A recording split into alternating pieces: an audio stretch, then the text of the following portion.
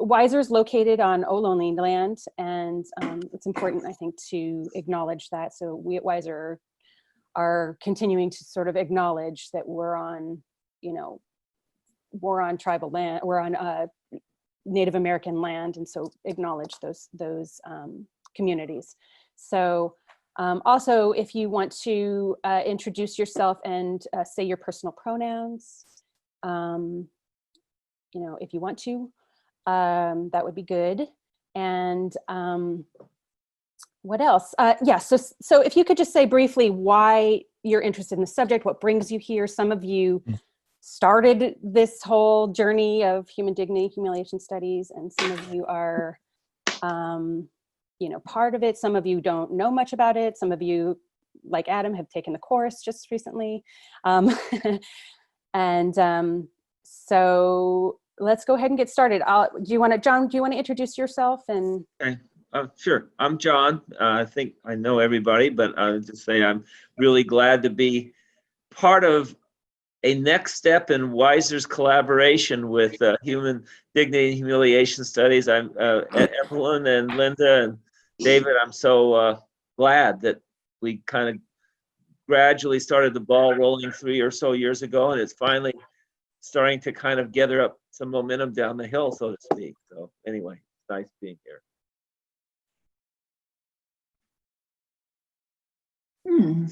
So James, you want to maybe go next? You're just on my screen this way. Yeah, I'll go next. I'm an MFT trainee, and this will be my introduction to dignity and humiliation studies. Can't say I know anything about it, so I'm here to learn. Great. Welcome. Yeah. Okay, sorry. Who's next? Would you like me to go? Sure, go ahead. Okay. My name is Marcia Campos. I'm chair of the board of WISR. I've been affiliated with WISR for over 20 years. And the reason that I am intrigued and to be part of this seminar is, I have a long history behind me, but I'm going to limit to, I was a political exile in Mexico after the Chilean coup d'etat. And I worked for a number of years in human rights with victims of torture. So ever since I read studies on dignity, human dignity and humiliation, I said, that's a different ways to say this. So I'm very, very interested. And that's it for now. Yeah, hi. Yeah, go ahead, Navara. Can I say? Yeah, namaste everyone. I'm Navaraj Purasaini from Nepal, and I'm a lawyer by profession. So I have worked for various national and international organizations, including UNICEF, WISR, in the field of human rights, child protection, gender-based violence, and so on. So I know a few of you like Joan, Evelyn, and some of them. So, and I have been a part of human dignity and humiliation studies for a couple of years, and I am one of the education team members of it. So it's my pleasure to be a part of this meeting as well. Thank you so much. You're welcome. Evelyn, you want to go next? Your story is actually really important. I would like to go Linda next. Oh, okay. Linda, you want to go next? Yes, Rosa, as a matter of fact, thank you. Thank you. It's great to see all of you. Rosa, I'm so happy to see you. Thank you for hosting this event. Very exciting. Adam, I love reading your work, so it's good to see you. And Navaraj, I am so happy to see you too, and everyone who's here today. I'm Linda Hartling. I'm the Director of Human Dignity and Humiliation Studies. We're a transdisciplinary global network of like-minded people, scholars, researchers, activists, artists, people from all walks of life, all backgrounds and experience, who are united in our efforts to bring greater dignity into the world and into the planet as a whole. I started my research on humiliation itself in the early 1990s and developed a scale to assess the experience of humiliation individually that's been translated into many different languages. But what I learned most of all from that experience is it's a bigger challenge to understand the experience of humiliation, even though we realize tend to think it's a universal experience. It depends on the cultural context in which it exists to really fully understand it. So as a result, thanks to Evelin's inspiration, we created this network of people to host a huge conversation on the depth and breadth of the experience of humiliation. And so this is a treat for us to be with people that are interested in this topic. Yay. And I'm a queen of silent hand signals. This is my silent celebration, my round of applause, my applause. So, you know, being on Zoom quite a bit, I learned that it's nice to have some kind of response from people. Now I'll turn it over to our founding president, Evelin Lindner. Yes, you will. Yes. No. You have said everything. I don't need to say so much more. I'm here in Hamelin, which is a small city in Germany, and this is the place where my father is living. So this is why I'm here, and I simply greet you from here, and I think we will talk a little bit more later, so please, you know, ask me anything. But I thank Linda for presenting us. She did the best job. Thank you for all being here, you know. It's wonderful to be together with you. Yay, I agree. So who wants to go next? Alex, you want to go next? You look Yeah. Like a few of us, I'm working on my master's in psychology. Currently a clinical massage therapist, or will be once lockdown is over eventually. And I grew up in Europe for elementary and part of middle school. And as far as the topic, I was bullied in both my elementary schools. So I just realized that like a minute ago, like, wait, I was bullied. That's a type of humiliation, type of, you know, some sort of dignity issue. And a lot of my clients will be dealing with similar things. Yeah, so this is my introduction to the study of it. So I'm curious. Thanks for having me. Welcome. It looks like Adam's next if you want to. Sure, yeah, I'm Adam. Hi, everybody. Good morning or afternoon or wherever you are. I've started the doctorate program at WISR last fall and started this course a couple months ago, and I'm just wrapping it up. So I have been and continue to be deeply moved by the work that I read. I can feel it changing my brain and heart. So I so much gratitude for all the work that's been done by everybody here, actually. But Evelin and Linda, your guys' work is phenomenal. So thank you so much. I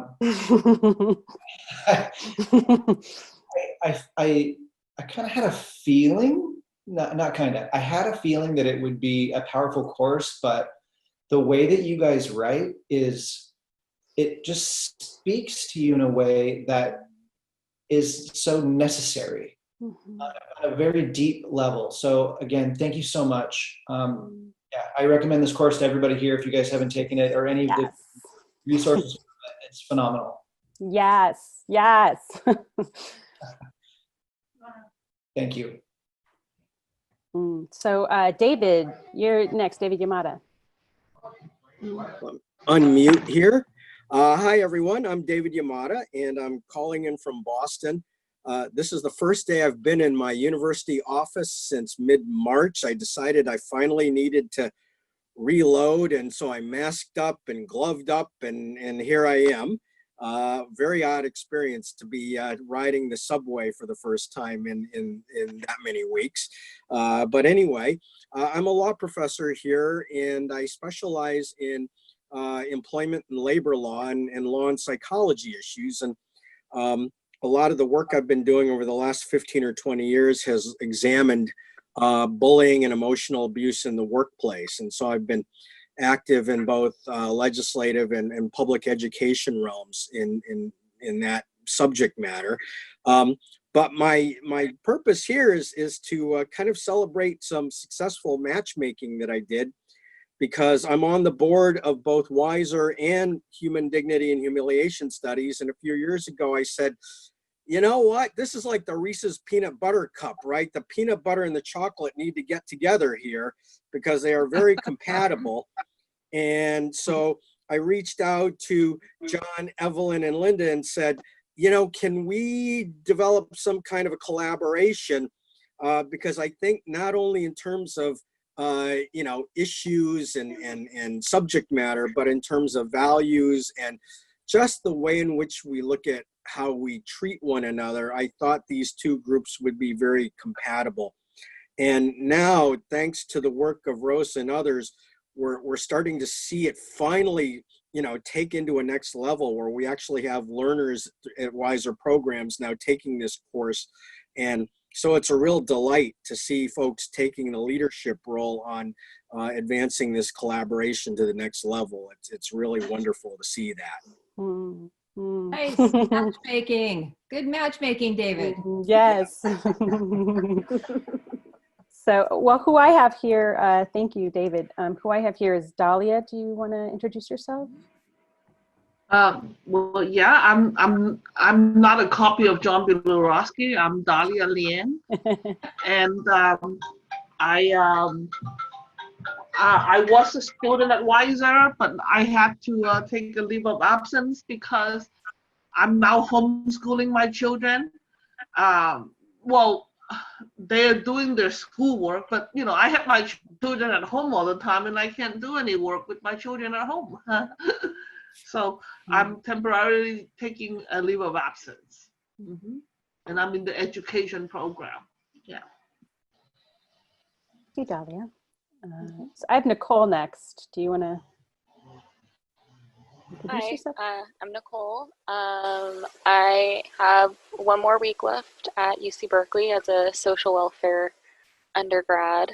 And then hopefully I will be in about a month starting my master's in marriage and family therapy. And yeah, this will be my first introduction to me. So I'm excited about that. Great, great. I have Stephen next. Stephen, you want to introduce yourself? Sorry about my video. I'm having some issues with it, but I'm Stephen. I'm an MFT trainee at WISR. I've been teaching within the elementary school system for 11 years. So I have quite of an enjoyment working with children, and I just kind of understand the process. And I am also interested in incorporating music therapy into my work, and very excited about understanding more just about the process of humiliation and just looking at it in a cultural context. Okay, thank you, Stephen. And then next I have Mary Beth. You want to introduce yourself? Hi, everyone. I'm Mary Beth. My pronouns are they, them. I'm an MFT student. I've been at WISR for about 2 years. I'm about to start my practicum. Woohoo! Very exciting and nerve-wracking time all at once in the midst of a pandemic. It's going to be fun. And this is my first introduction into into humiliation studies. So I'm very excited to hear more and learn more about it. Great. Hey. Thanks, Mary Beth. So I have a PowerPoint presentation. We can veer off from it. I'm fine if we want to do more dialogue. What I'm really trying to do here is present this. I mean, this is such an in-depth, and I mean, it's a broad study. It's an in-depth study. So I wanted to really get the feeling of this course that I've just been through. And I think it's so important, especially to the world now. So I'm going to share my screen here. Did someone just come on? Sorry. Let me see. Okay, I'm going to try and get it to a slideshow. Sorry, I should have done this. Could we do one more introduction? Because I think Alex just joined us. Okay, hi, Alex. Yeah. You want to introduce yourself? Good morning. I think it's morning. How is everyone? And hey, John, how are you? Good to see you, Alex. I've missed seeing you. I miss playing basketball with you. Oh man, I hear you, man. It's been a wild one. It's been a wild one. Yeah. Alex, you want to give the 30-second to a minute introduction of yourself and what you're about? Oh, okay. My name is Alex Anderson. I am a long-standing friend and supporter of John. I have been in the I like to call it the PE race for the last 15, 20 years, and stands for private equity, but it's turning more into promoting equity. I focus on the underserved, marginalized marketplaces, and trying to help organizations and individuals raise capital through traditional means without the traditional returns of investment in their energy. I've been a strong supporter of John and just the whole community before community became such a buzzword.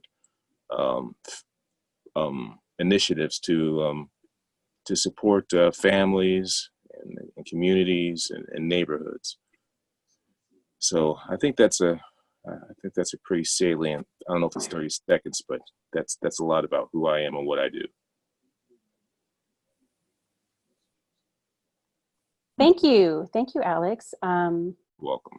So if you want to say something, there's a little raise your hand thing. How do you do it?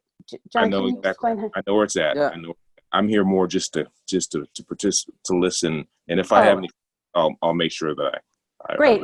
Yeah, I was saying that to sort of everybody. So if anybody has Yeah, it something you want to sounds- say. I realize I'm very late. Oh no, you're fine. You're fine. We're really just getting started now. Okay. You just sort of missed some introductions. So we're here, and can everyone see the PowerPoint here? Yeah. Okay, great. So this is Human Dignity and Humiliation Dialogue, Healing Systems of Humility and Enabling Dignity for All Through Inquiry and Discussion. So I think there's something about discussion, dialogue, inquiry that creates change. And John has probably tons to say on this subject, writing an action research book right now, finishing that. So I felt like it was important to start the ball rolling in this collaboration. So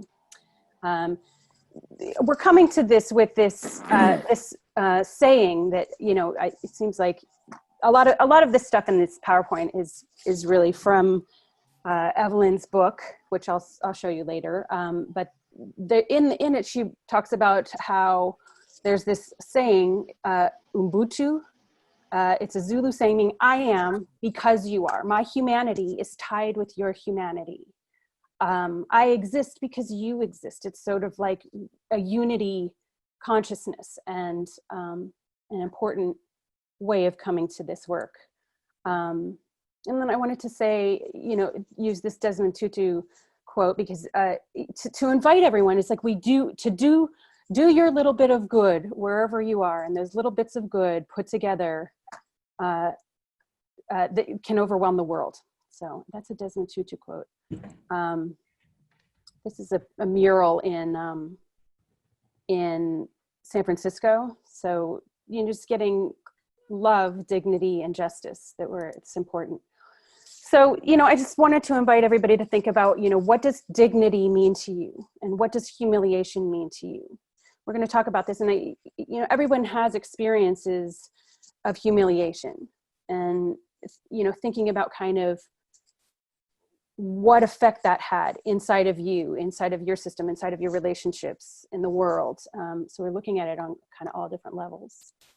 So my story is I grew up Jewish in Santa Fe, New Mexico, where there are not a lot of Jews, and it's in an environment where I was different and other than, and there was a lot of anti-Semitism. So sort of my whole life I've been studying sort of being an outsider, you know, and having anti-Semitism and kind of studying Hitler, studying Nazi Germany, hate, inequality. And then also because my father was a librarian, and he befriended people of all different cultures and walks of life. And so he would get invited to tribal ceremonies on the tribal lands. He would make friends. And so I would go with him. So I had a kind of multicultural perspective all throughout my upbringing, and what it was to be marginalized and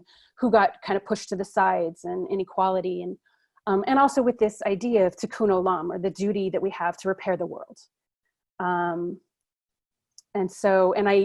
In college, I studied women's studies and psychology, and I sort of woke up to more deeper kind of the systemic, like the real critical thinking way of seeing the systemic levels of humiliation.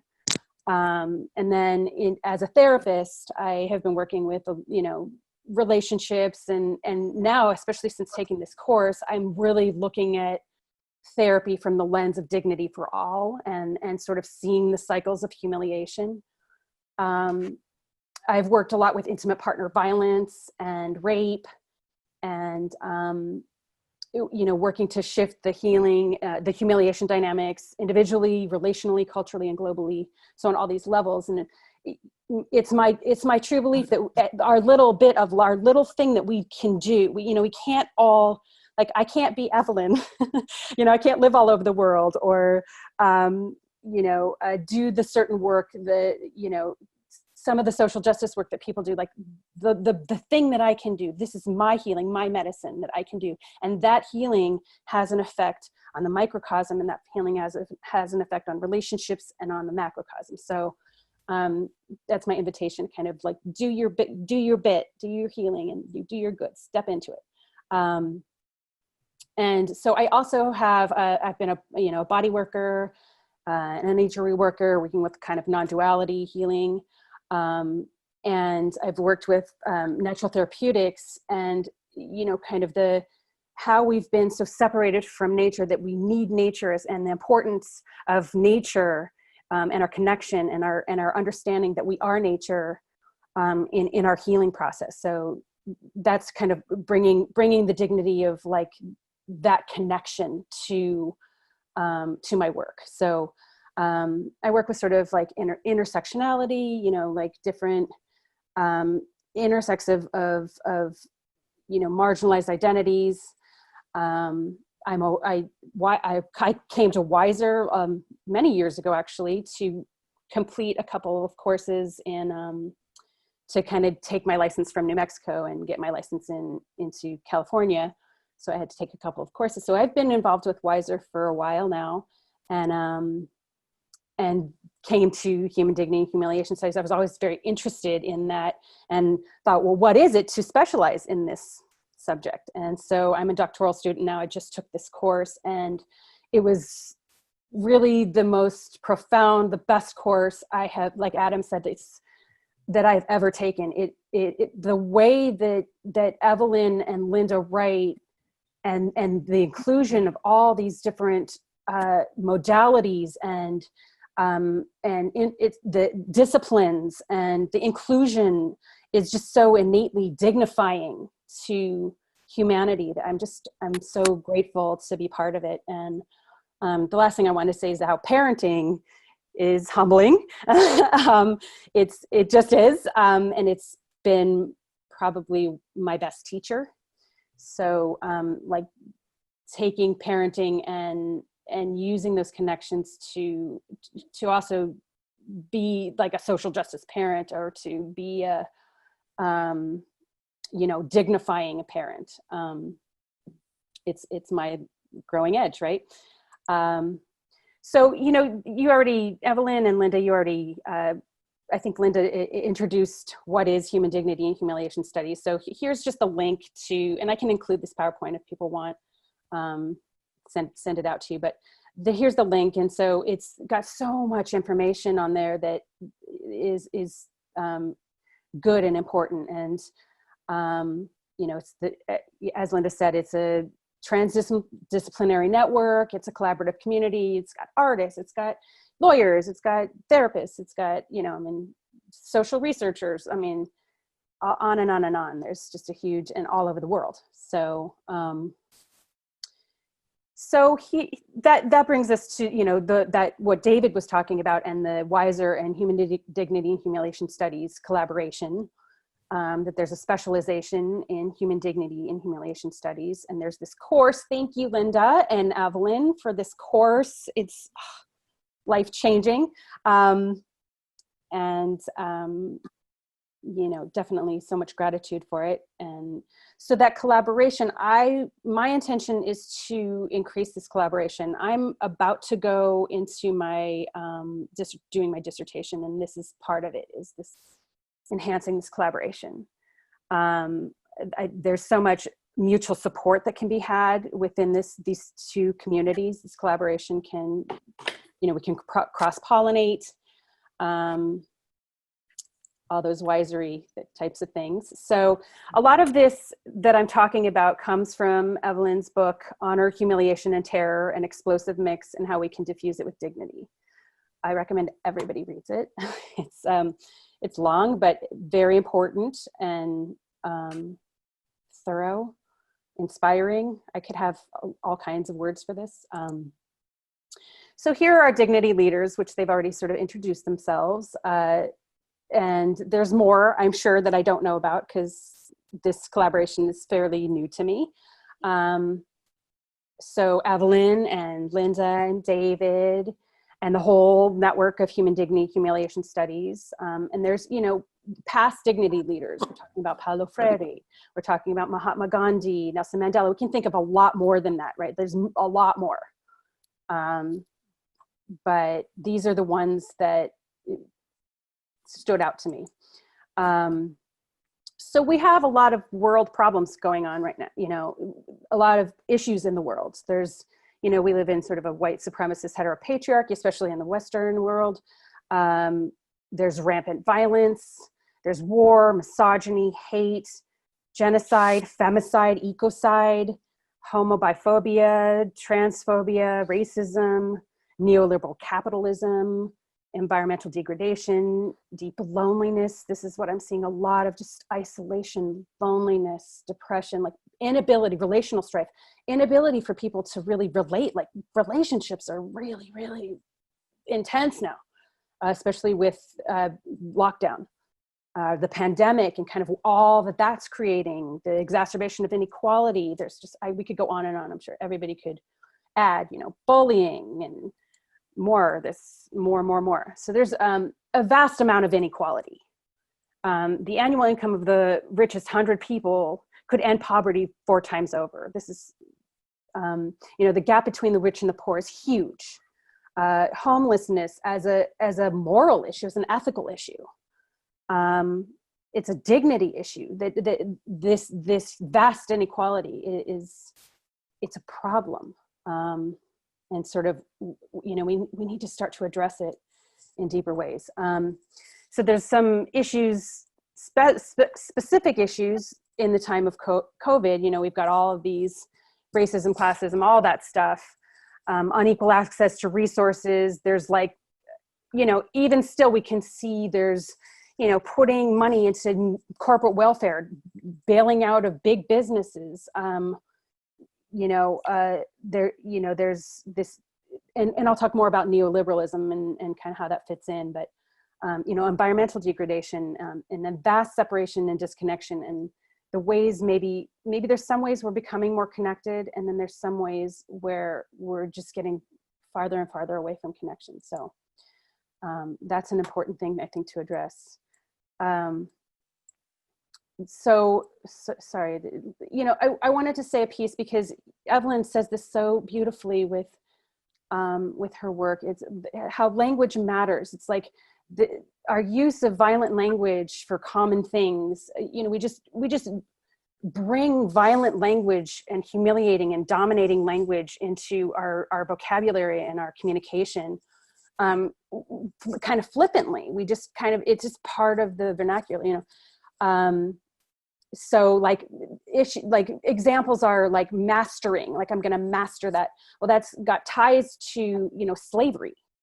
You know, using the word bombshell, like she's a bombshell, or that's a bombshell, like revelation, that, you know, just you know, it's an uphill battle. I found myself, I was, you know, talking to a couple, and I found myself kind of like, oh, well, it's an uphill battle. And then I was like, well, is it an uphill battle? Like, is that what it is? Do I want to be, you know, and kind of choice around, do I want to be using violent language and kind of what it means, like what it does to the energetic field to be using this kind of languaging. And as Linda pointed out, even the word attachment in psychological terms has this sort of angsty kind of thing. It's just kind of an escalated type of thing. So, you know, versus if we look at using dignity language, and it's, you know, it's a work in progress. I have to catch myself. And so it's just an invitation to kind of catch ourselves in how we're using language, that the personal is political, that what we choose, how we choose to language things does matter. So dignity is from the Latin word dignitas, meaning to be worthy, and it has to do with humanity's inherent worth. All people have the right to be recognized for their inherent humanity and to be treated ethically. And so, like, what does that mean? And I guess, what does dignity mean to you is one of my questions. So human rights ideals stipulate that each human being possesses an inner core of dignity and therefore should not be humiliated. And there was a Declaration of Human Rights in 1948, post-World War II, that began sort of this bigger languaging around dignity. So there's a difference between equality and dignity. Equality can be, everybody has to be the same. It can be, you know, homogenize everybody. Everybody has to kind of be at the same level. And, you know, you can kind of see this in communist countries or, you know, things like that, punish dissent. Equal dignity, on the other hand, ensures diversity. And we want to make sure that we have diversity. You know, many of us are seeking a better world, and equality can sometimes enter into arrogance regarding helping those who suffer inequality. And if we focus on equal dignity instead, we create a deeper change that ensures a more authentic way and a more authentic kind of equality and diversity. So humiliation is a broad, I don't know who just came on, sorry, I can't see. John, do you mind managing? Justin Wilson. Okay, hello. Maybe we'll, after I'm done, we can reintroduce people. So humiliation is a broad study. It's multidisciplinary. It's complex. It's an internal feeling or experience. It's a profound emotion. It's an external event, like bullying, you know, like bullying, public shaming or abuse. It's a systemic condition like apartheid. It's also the strongest and most intense emotion, and with a combination of loss, as Evelin points out, is the most significant predictor of major depressive disorder. Humiliation is extremely cognitively demanding. It demands a reaction that's, even if that's like an internal reaction, it's so demanding, it demands a reaction. So often this creates cycles of humiliation. So, you know, humiliating systems are countered with humiliation. So humiliation, like you humiliated me, I'm gonna humiliate you. So using humiliation as a tool of change will fail inevitably. And we have to find ways to use dignifying interventions if we want to help. You know, and looking at, again, how we're helping. If we're coming in with arrogance, our helping can further humiliate. And I think that's very true in the field of psychology. It's in being a therapist. We can come in with a lot of arrogance, and that further can humiliate people, and it can happen in all realms. So humiliation has had a changing definition in 1757. The meaning of it changed, and prior to that, it was pro-social. Dignity was reserved for only few, and only now is the idea of dignity beginning to emerge. And this study, this network, is I think really helping that dignity paradigm to come to fruition. And in order to mature and evolve and be true human beings, we need to enter into an equally mutually dignifying humility. And what that means is kind of, you know, there's meek humility. There's this kind of like I'm bad, like shame, kind of humility. And then there's kind of the, like a dignified humility, like, and Evelin's invitation is for us to all sort of enter into this dignified humility. And that we've behaved atrociously towards each other and towards the planet. And so entering into a state of humility about that. So more about humiliation cycles. Humiliation is repetitive. Just as trauma begets trauma, humiliation begets humiliation. Revenge is a way that the humiliated can go to redeem themselves. These cycles are happening on a microcosm, macrocosm, personal, political, and collective levels. And humiliation creates further storms of humiliation on all levels, including environmental humiliation.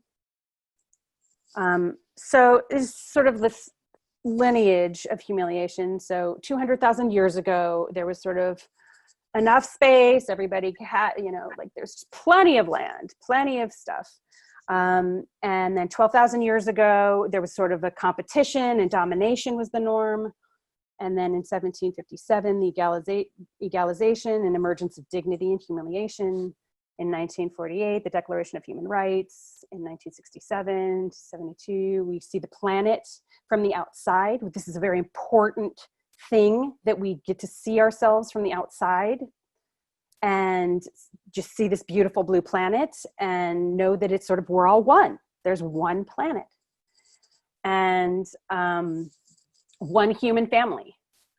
And in 1980, we start to overuse and, in the 80s, obviously like overusing and exploiting the planet, and they became self-destructive and suicidal. And 1991 is the end of the Cold War. In 2007 and 8 is the collapse, that market collapse, where it was real questioning of the wisdom of the market. And now we need to create a win-win system without humiliation. So what's central to a lot of these cycles of humiliation is the security dilemma. The Latin saying, if you want peace, prepare for war. It's kind of stockpiling weapons, and I'm gonna get more weapons because you have weapons. I need weapons and so each side is sort of stockpiling weapons and creating these kind of continuous cycles of humiliation. And this kind of idea, we're not safe here. We need to stockpile our weapons. And I see this happen so often in relationships where there's sort of like evidence files. Like, I'm going to stockpile all of my evidence files against you. And then and then these sort of emotional terror tactics can happen. And again, going around cycles of humiliation. So more about the security dilemma. It taught us that we need to compete for domination. Empire states and corporations all fall into this kind of dog-eat-dog way of being, where everyone is divided. In these systems, honor is reserved for the power elites, where for the rich, and everyone else is humiliated. Even the power elites will suffer if there's no planet to live on. Like, we'll all suffer if we don't have a planet. So this is really that critical. And the security dilemma is characterized by binaries: inside, outside, us, them, up, down, who's on top. Indoctrination into domination and humiliation. So how is humiliation a form of social control? This is just sort of another questioning invitation. How do individuals, groups unwittingly participate in self-humiliation? And I see this again a lot in my work as well. You know, how do we keep expanding efforts to understand the dynamics of humiliation and replace these dynamics with dignity? So humiliation happens on a systemic level, and this can be seen in capitalist neoliberalism. This can be seen in school systems, the way we do schools, the way we do workplaces. David Yamada will have a lot to talk about, I think, about that. Military systems, training environments, social media, governments, economies, you name it. So humiliating systems seek to keep hierarchies in place through humiliation.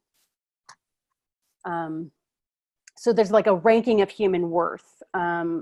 So human worth has been ranked into higher and lesser beings, and has been enforced for the past 5% of human history. The idea of power distance, so this is the idea that this is Geert Hofstede is like, describes the idea that the difference between the elite and the poorest, this distance can show us how, you know, how fair, equitable, how much dignity there's available, because that power distance is huge. You can see the humiliation stronger, the, you know, dignity is compromised. So a little bit about resentment, because resentment is part of this kind of picture, right, of how we get to having enemies, how we get to war, how we get to these cycles. So Nietzsche studied the state of resentment, and he noticed how every sufferer seeks a guilty agent whom feelings can be vented directly or in effigy. So there's feelings of shame and humiliation are projected outward onto the other for the purpose of purging it from their own system. It's an essential strategy in the art of humiliation. So a little bit about disconnection. So part of this is like, if it's us, them, or if it's me versus you, then we're disconnected, and this isn't sustainable. And we can see this especially now. You know, living in a disconnected world, it's creating a disturbed global culture, and it isn't sustainable. Disconnection is creating malnourishment to our nervous system. We need it. We need connection. So disconnection allows war. Disconnection fuels us-them mentality. Disconnection allows us to treat ourselves as separate from the natural world, which we're part of and we're dependent on. And it's akin to suicidality if we're separated like that. Disconnection allows us to be blinded. Disconnection, you know, from nature, but also from animals. Like, look at what we can do. We can be so cruel to animals. So that kind of humiliation exists as well. There's part of this is also around superiority and inferiority. Uses of superiority to humiliate underlings, reinforces hierarchies, consequences of systems of superiority on your consciousness, like how we fit into, you know, because we need to belong. We need to feel the feeling of belongingness. Like being exiled is a profoundly disturbing state, you know, to our systems, that to belong, like how do we accept superiority, someone's superiority or inferiority? And this is something that I definitely see in therapy, in therapists who can come in with a lot of sort of superiority, and what effect does that have on clients who are sort of vulnerable? Do they accept the inferiority? That's just one level, but there's many, many, many other examples.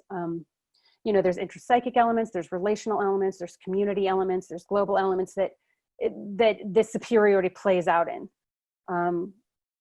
Disconnection from nature, sort of superiority over nature, has sort of dominated the psyche. Like, we're going to conquer nature. You know, and again, uses of superiority, and also in education. I mean, education has a hierarchy intrinsically. So hierarchy, establishing a hierarchy and homogenization is sort of key to this art of domination. Perpetual systemic small-scale punishments are used. Systemic discipline was implemented in armies, schools, churches, hospitals, factories, workplaces, and other institutions. And it allows for an amount of control and observation of people in these environments.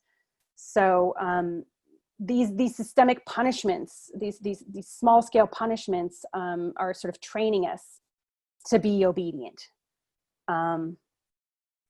It definitely has an intense effect on our psyche. So there's a difference between honor and dignity. So the idea is that, you know, dignity is for men, or you know, dignity is for sissies, right? That honor is for men, and honor, humiliation is a path to honor and belonging. So through this there's so many global examples that Evelin has, and maybe later, Evelin, you might want to chime in here about this honor humiliation.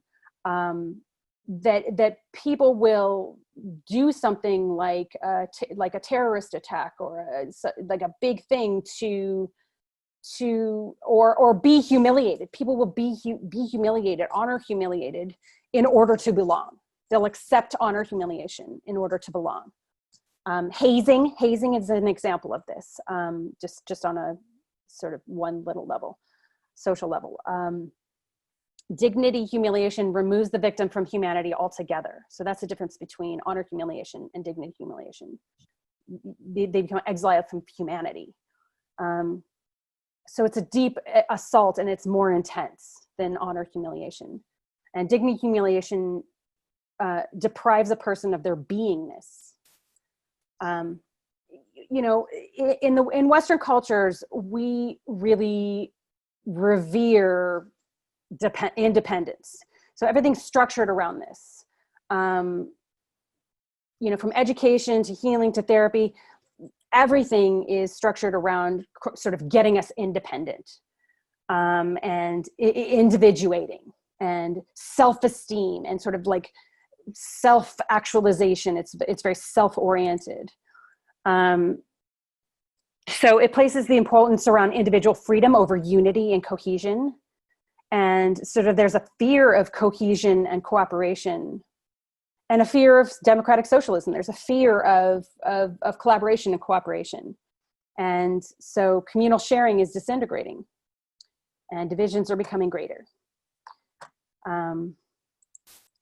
So individualism, neoliberalism, and environmental so capitalist patriarchy can plunder the Earth's resources because there's no connection to the planet. There's no connection to nature. We can just, you know, we can see this recently. It's like there was just sort of like a green light on, like, hey, let's just destroy the planet more during this pandemic. So, you know, just that we can just have no connection or understanding that nature matters to our survival. So people don't have to be altruistic or share. People can be narcissistic and self-obsessed.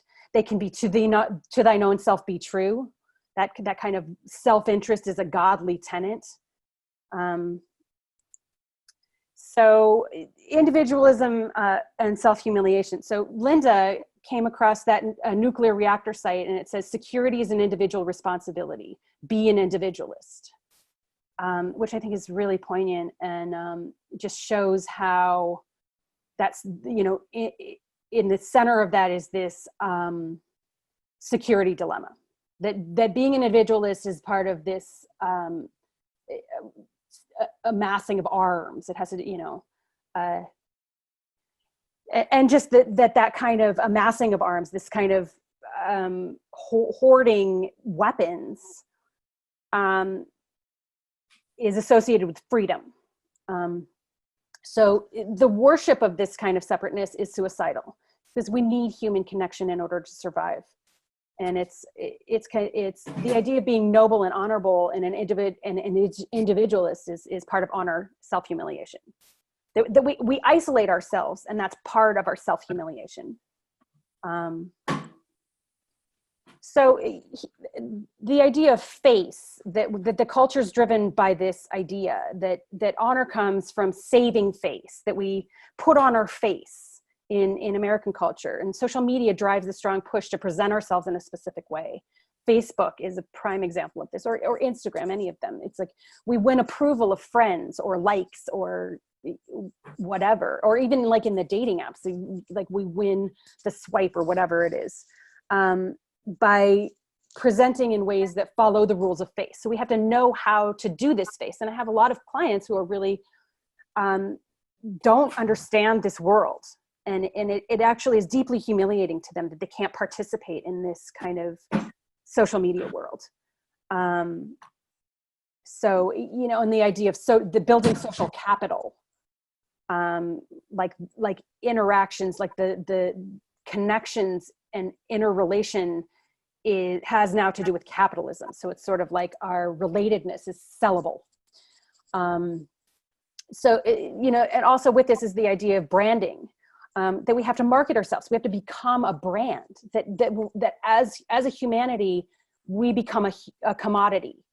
And, there's something about also this branding that is really apparent now in the field of psychotherapy. People are really into this kind of branding, and some of these therapists are actually very good therapists, but they're buying into this kind of branding, and kind of what does that do to us to funnel ourselves into a commodity?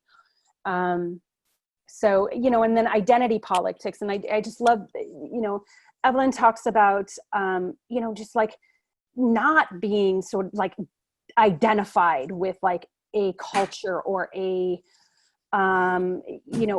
thing, like we get so into sort of like, this is my identity, and it's like we have to know what that is, and not understand that like humanity's fluid, like our beings are fluid, and so we're not just one thing that is branded.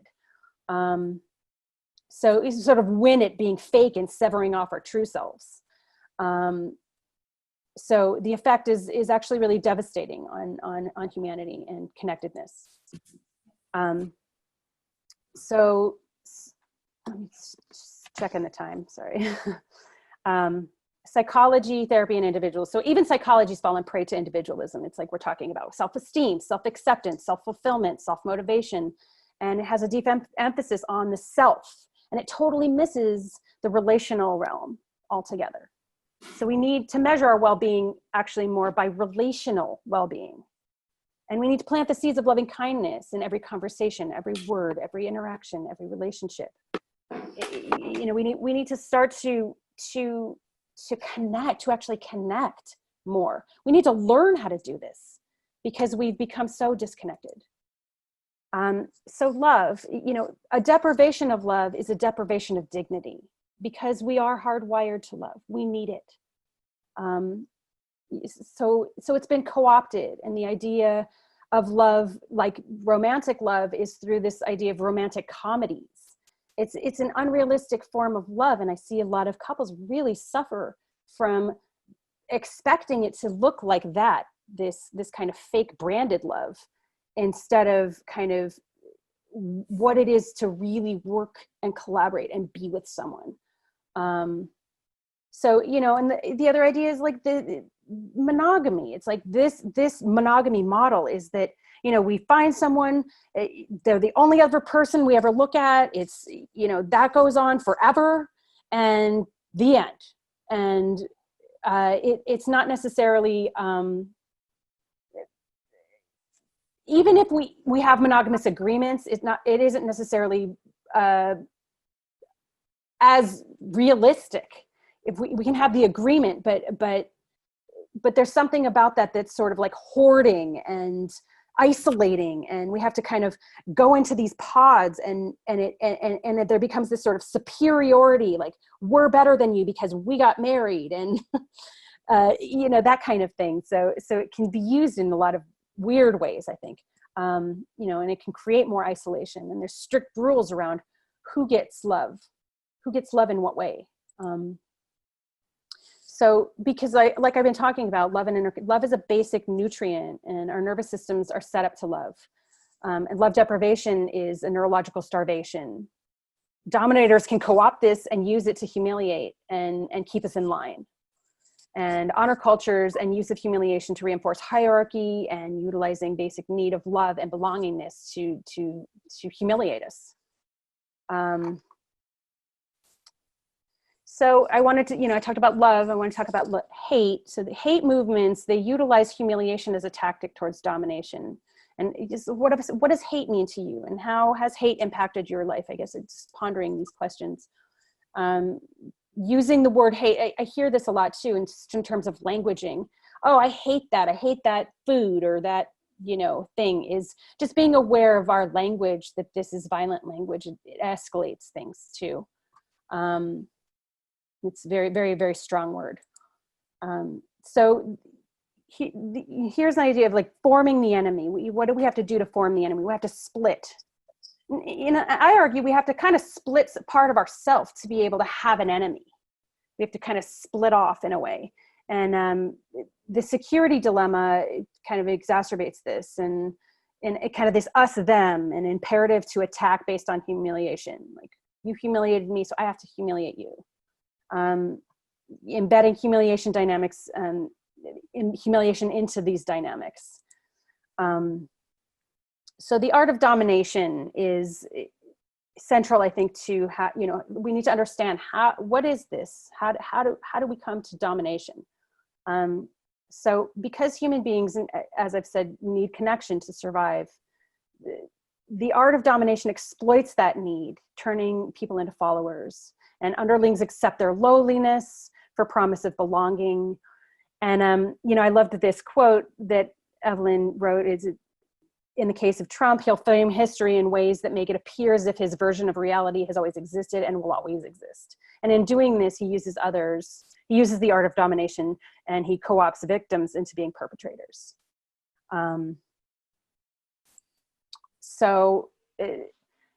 There's a right and duty to humiliate within this art of domination. So corporate elites regard it as their righteous and honorable entitlement to maintain their superiority and privilege. And they have the right and duty to dominate over others in the planet. And we can see this in how politicians have little interest in protecting the environment, and how they're deeply tied with corporate money and power, even during this pandemic. That's another thing, is like, we just see how little, it's like corporate welfare over humanity, especially now. The art of domination is complex. It's a global phenomena. It's fueled by the security dilemma, which creates a bind even for the most peaceable leaders. It pressures leaders to take up domination tactics, or else they be humiliated as too weak. Underlings mistake domination and honor as heroism or even freedom. And it's, as Evelin points out, it's a collective Stockholm syndrome.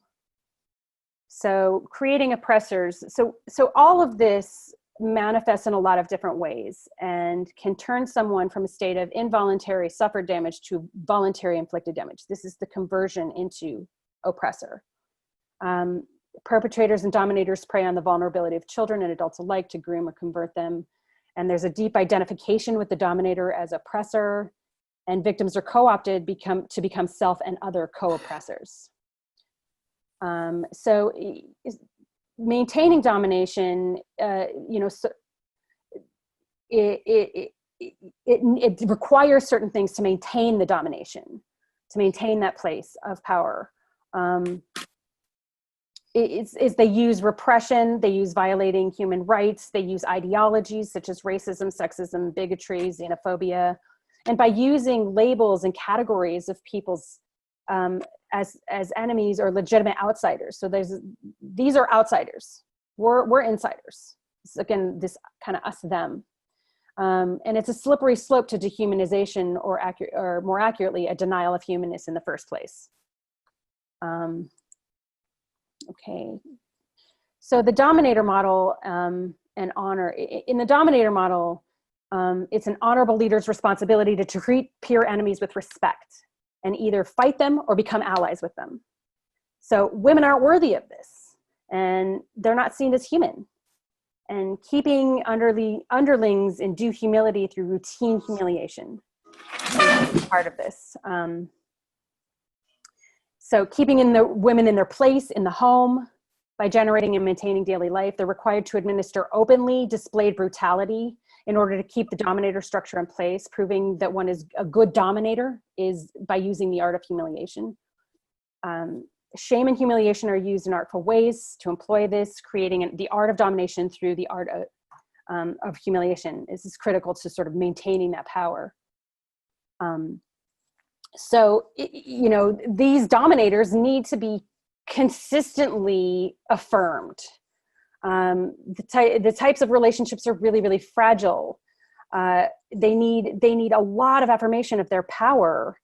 And constant admiration, or else they kind of come across as lazy kings. And if you're a lazy king, then that's humiliating.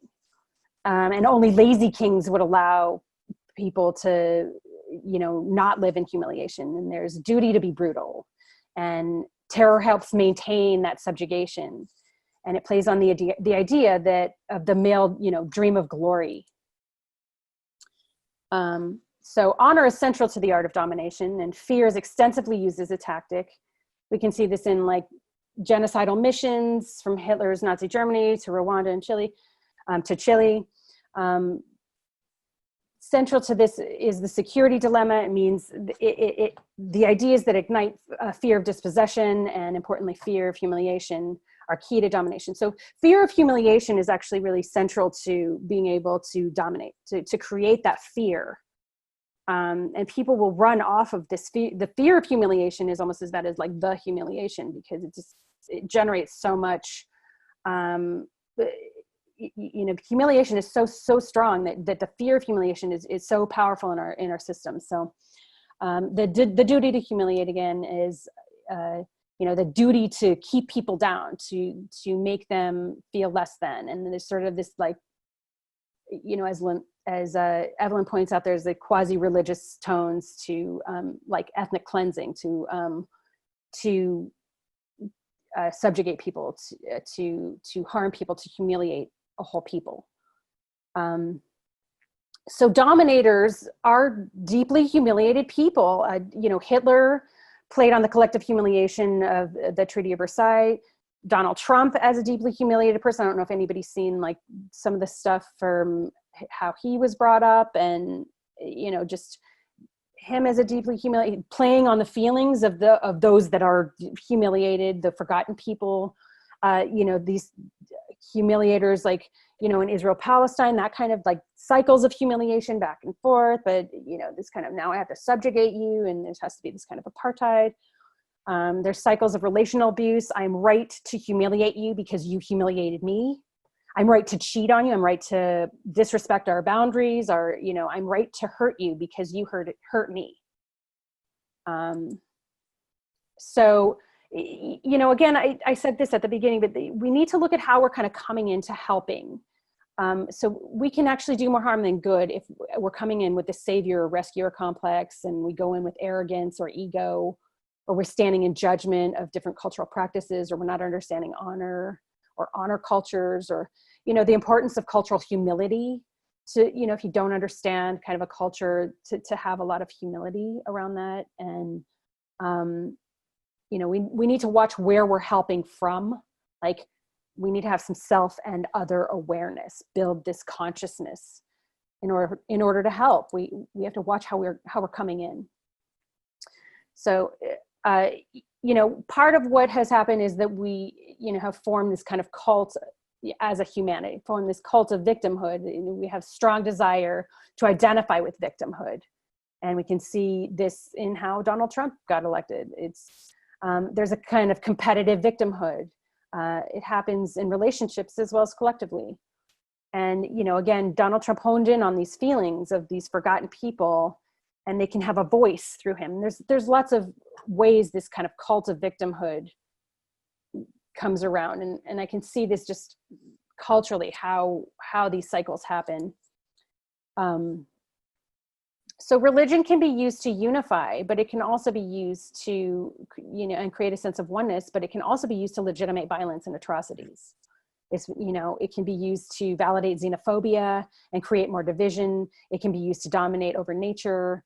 And then, this idea that churches are amassing huge amounts of wealth and undue influence. And corporations can work in the same kind of way. And, churches can kind of function like corporations. So honor and self-effacement. In domination and submission, shame means dishonor and losing rank or even life. And underlings are bonded to the duty to self-efface. Underlings are tools in the master's hands. And there's a shared enemy.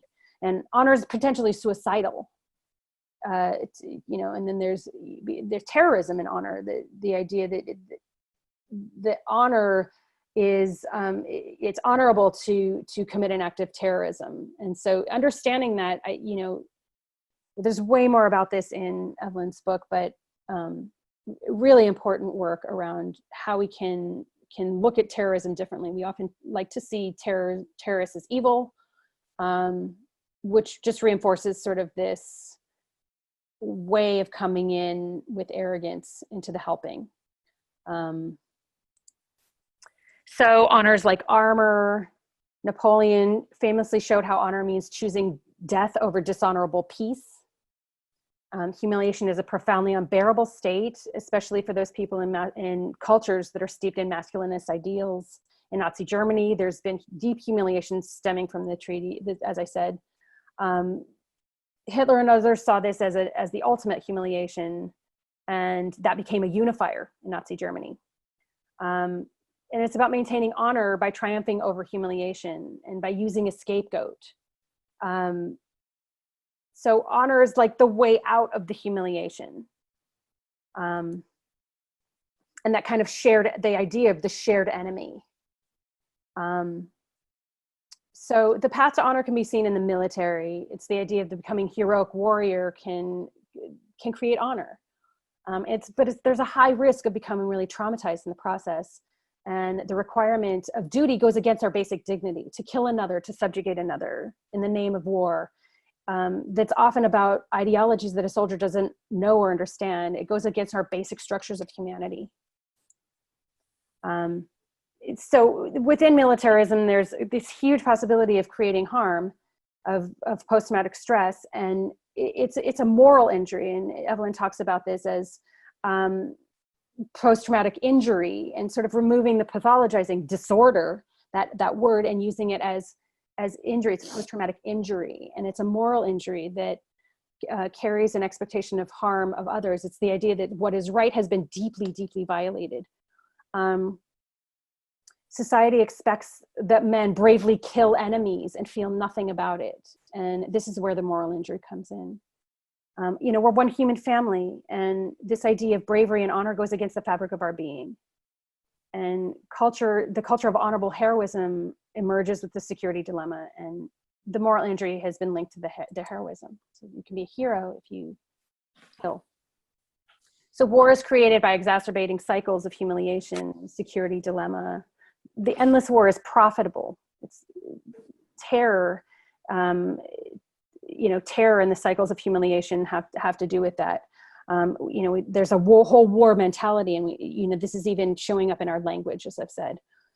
We have a war on drugs. We have a war on disease. We have a war on coronavirus right now. We have a war on illiteracy. We have, we'll take up a war on anything, and it's kind of constant, sort of endless. And so we need to get out of the endless war that profits the corporate oligarchs. In the military industrial complex, there are multiple ways that these oligarchs can profit. In the line of influence goes from corporate oligarchs to the politicians who push for increased military budgets, which then profits the oligarchs. And it's a rigged system of ranking value and human worth. So, it can be profitable to ruin peace.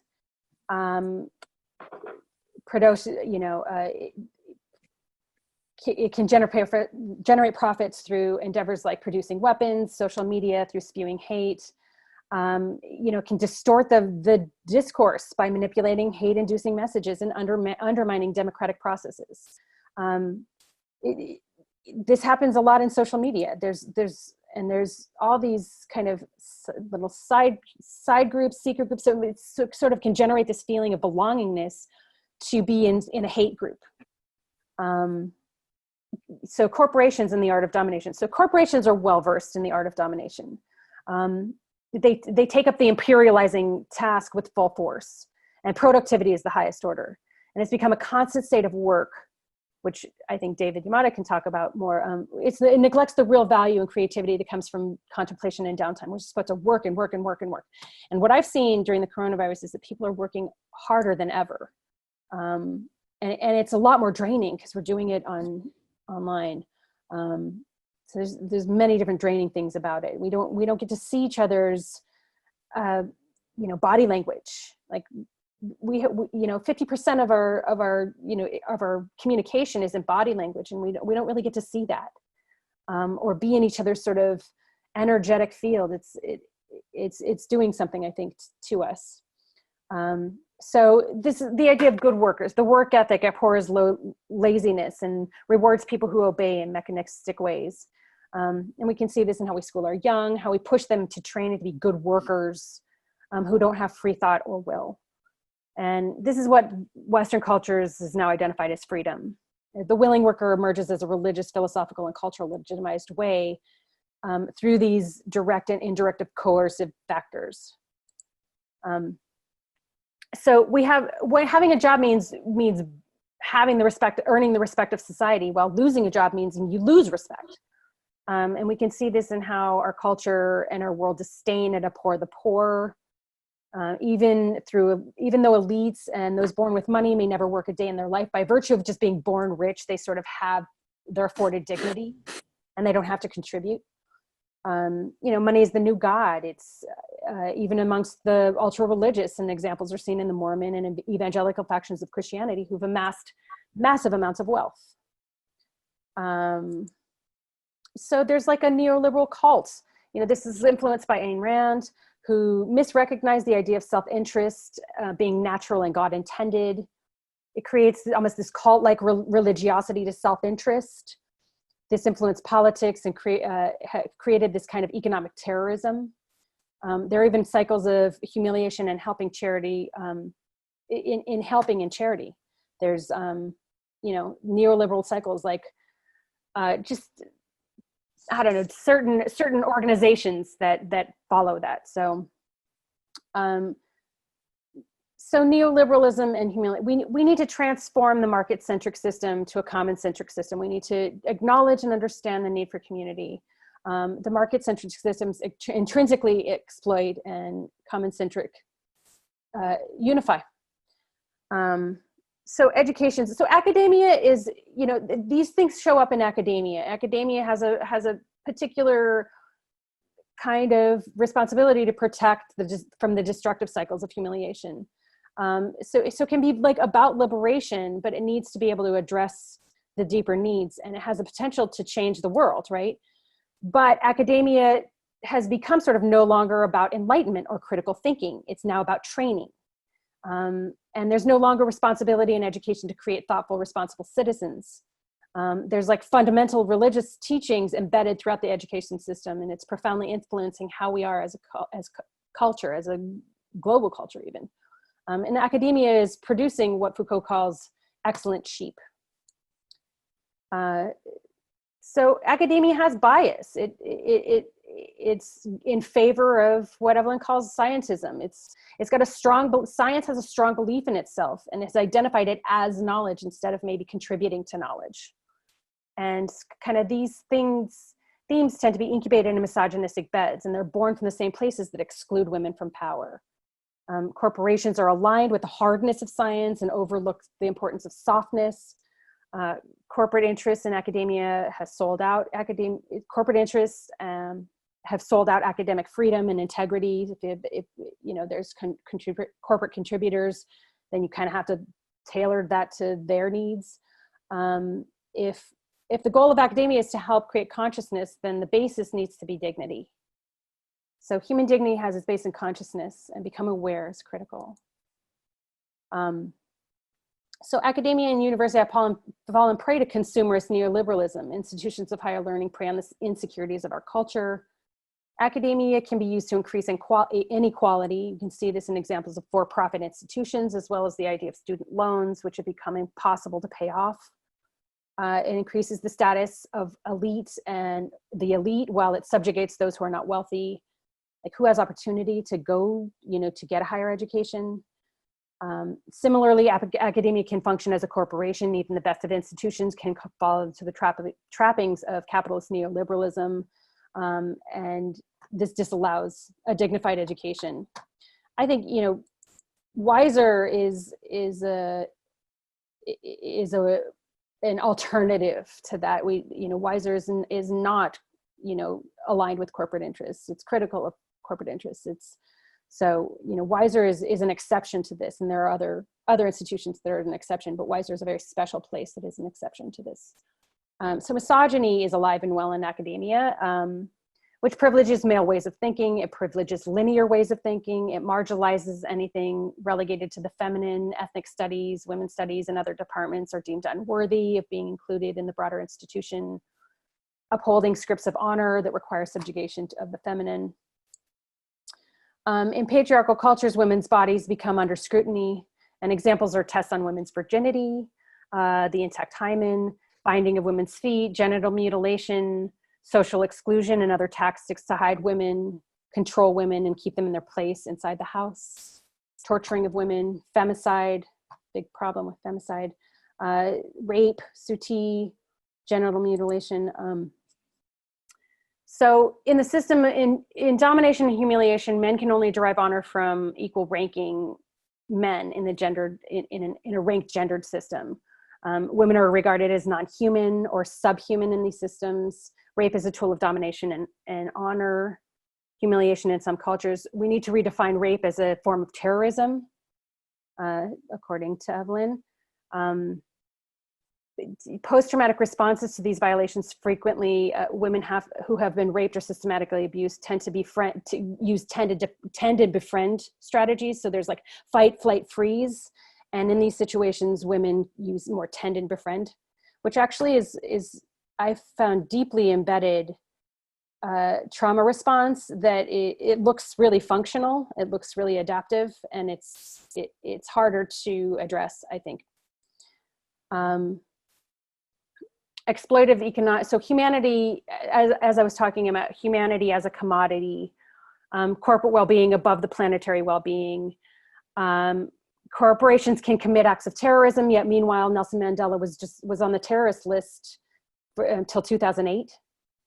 So we need to redefine what terrorist is. Commodification of humanity can be seen in social media. Facebook transforms humans into sellable eyeballs, which exploits the need for human connection. Financial systems are rigged to keep the rich rich and keep the poor poor. There is a profit for only the few. Connecting dignity with owning stuff and getting money, or the ability to get loans. So Ellen's asking us to stop connecting our dignity with that. Is there a chat? I see there's a chat. John, can you see if there's a chat? Sorry. So we need to get back to, she's saying we need to get back to the indigenous idea that we need to, like, what's going to impact 7 generations down the road instead of getting hooked into consumer culture. Plastics and the environmental degradation is pretty severe. So free trade isn't free. In the movie Capitalism by Elin Ziv, he states that it's not free trade, it's the freedom to participate in plunder or else be marginalized or excluded to the point of starvation. Participating in free trade is a false choice, and we're misrecognizing it as dignity. I shop, therefore I am, or I can consume, I can buy stuff, and that gives me value. In the neoliberal context, it does. Debt and domination. So there's an increasing issue with debt. We've seen this in student loans. People can't pay back. There's even now criminalization of debt and poverty. There's predatory loans that create debt. We become targets in our need to belong. And this creates a bigger and bigger debt internally and financially. And we can't keep up or compete for domination indefinitely. It's costing our planet, and it's costing it's going to cost our very lives if we continue in this way. So big agriculture and big pharma reckon massive amounts of money at the expense of humanity, health, and the planet, cooperation and community. And there's no care about basic nutrients or the planet or healthy functioning or connection. It's all about profit and who can gain the most. And there's a willingness to poison in the guise of false cures. Like we've seen this with Lysol recently, or bleach baths around the coronavirus. This kind of, I'm going to take this thing and do this thing because Donald Trump says I should drink Lysol. Anyway, there's something about that that's bothersome to me. Relying on our disconnection from nature to dominate, co-opt, and manipulate us. So we need to create a more dignitizing economy. So there's things that are happening. There's efforts in this way. There's little local communities. There's community supported agriculture, which gives local it's with local farmers who have, and it gives you a more sense of like where your food is coming from and a connection to our food source, and therefore a connection to nature. Buying and selling more locally, like barter systems, homesteading, permaculture skills, like healing trades, making of our own clothes, like, these kind of traditional skills like we've lost. And we used to also do things in community, make food in community, make goods, make clothes. Like this used to be sort of more of a communal event, and we, make our medicines. And now we're all really isolated and we don't know how to do any of these things. And so this kind of learning these skills is really important. These survival skills. And on that note, there's a whole movement to do pandemic victory garden and kind of get into more kind of self-sufficiency, yes, but also like in community supported, community gardens, or, sharing, like a sharing economy, like, oh, I have oregano, I'll divide some for you, or I have like a bunch of kale baby starts, so you can have some, just sharing, if you have abundance, sharing. We need to learn to cooperate and collaborate and share, and our lives depend on it. There's, we're compassionate by nature, actually, instead of the idea that we're innately aggressive, and we need enabling environments to foster that compassion. And we need to be reminded of our humanity and let the compassion flow. Dignity is inherent to humanity. So, what are the qualities of relationships that foster dignity? And how does disconnect and, put us all at greater risk? How can we be more relationally and systemically, how can we think more relationally and systemically in order to begin to replace and repair these dynamics of humiliation? And how might humility be helpful in fostering dignity and reducing humiliation? These are some questions posed in the course. In intimate partner violence, there can be a kind of bond with the abuser that's an alliance, and in some instances, the abuse is the path to honor, and there can even be like a craving the abuse as a sign of love. It's a misrecognition, but this can happen, and it kind of love turns to hate. There's the high of love that fades, and forgetting how to love in a neoliberal culture, like love's been co-opted. And again, romantic comedies and, cycles of retaliation and systems of humiliation get, on this small level, like as we relate to ourselves, as we relate to our partners or our families, as we relate to our friends. And, we can perpetuate systems of humiliation, or we can perpetuate systems of dignity. And so this is about that. And so, love and connection, again, are critical to a restoration of dignity. So it's becoming loving, becoming kind. As I said, relationships can have these cycles of humiliation. And like what we do in our intimate relationships matters to the world. Our relationship work, I work a lot with relationships. Our relationship work matters to the world. It's important work. How we parent matters to the world. Humiliation is deeply embedded into the way we live our lives, and these effects can be seen everywhere. And as I said before, love restores dignity. Psychotherapy has focused on the self-esteem, and it's missing humility. We have to increase the sense of dignified humility to be able to be caring and empathic and responsible human beings. And we need to create generations. We've created generations of selfish, self-focused people who have no shame and they have no humility, and they're sort of the generation me.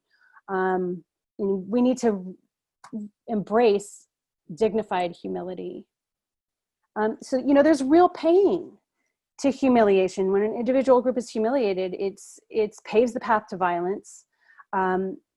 When humiliation has been neglected in literature and amongst clinicians, we don't understand it. So we don't have this kind of lens to be able to see or treat humiliation. And so Linda talks about the network of human dignity and humiliation studies and how they devote their time to this. This is a lot of their work. So Western psychology focuses on the self, which reinforces individualism, and the quest to find the self, we reinforce this independence and self-sufficiency. I did say self-sufficiency, but it's separateness and disconnection. And when I say self-sufficiency, I mean it like we can grow our own food. We can contribute, we can share, we can have enough to be able to share.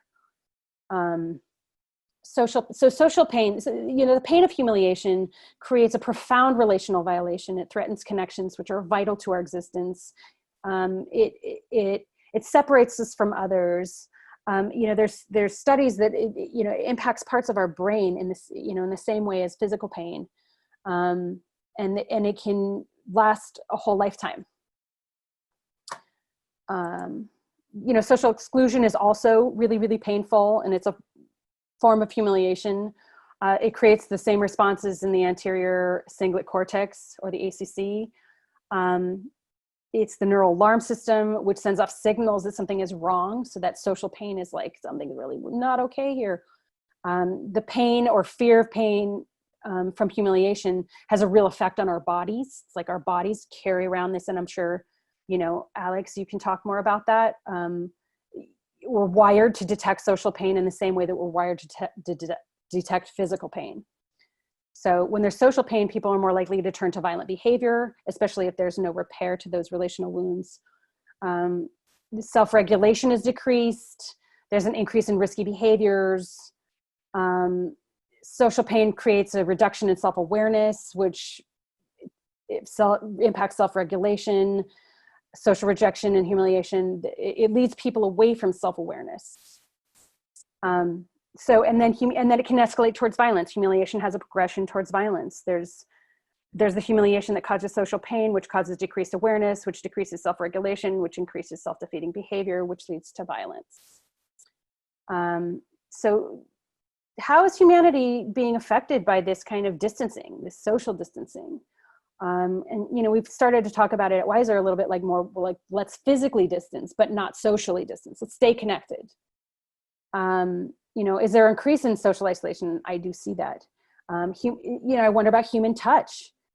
How important in my work has been somewhat about human touch and the importance of that, the importance of the physical proximity and how we can't be near each other so much anymore. John, I know you play basketball, there's a lot around that's a huge loss, to not be able to be in proximity to other humans in community. How our nervous system's doing when we're connecting online. And we've seen a lot of things on Zoom stress, people are really stressed out because having these Zoom calls all day is, we're not able to use our normal kind of skills of communication skills of reading people and seeing where people are at. It's stressful. So this is a lot of Linda's work around relational cultural theory, and not just Linda's, but in community. It's a model that's growth fostering. In this model, relationships are central and basic human necessities. We're hardwired to love. We need human connection, and love is a basic living need. Our relational cultural story is relevant to our well-being. So, just in doing psychotherapy work, we need to start to look at relational cultural contexts.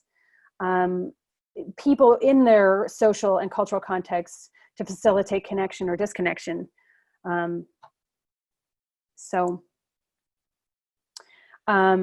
Humiliation is a relational violation that damages the sense of connection and triggers social pain. And social pain, as I've said, is physical as well, which decreases self-awareness and self-regulation.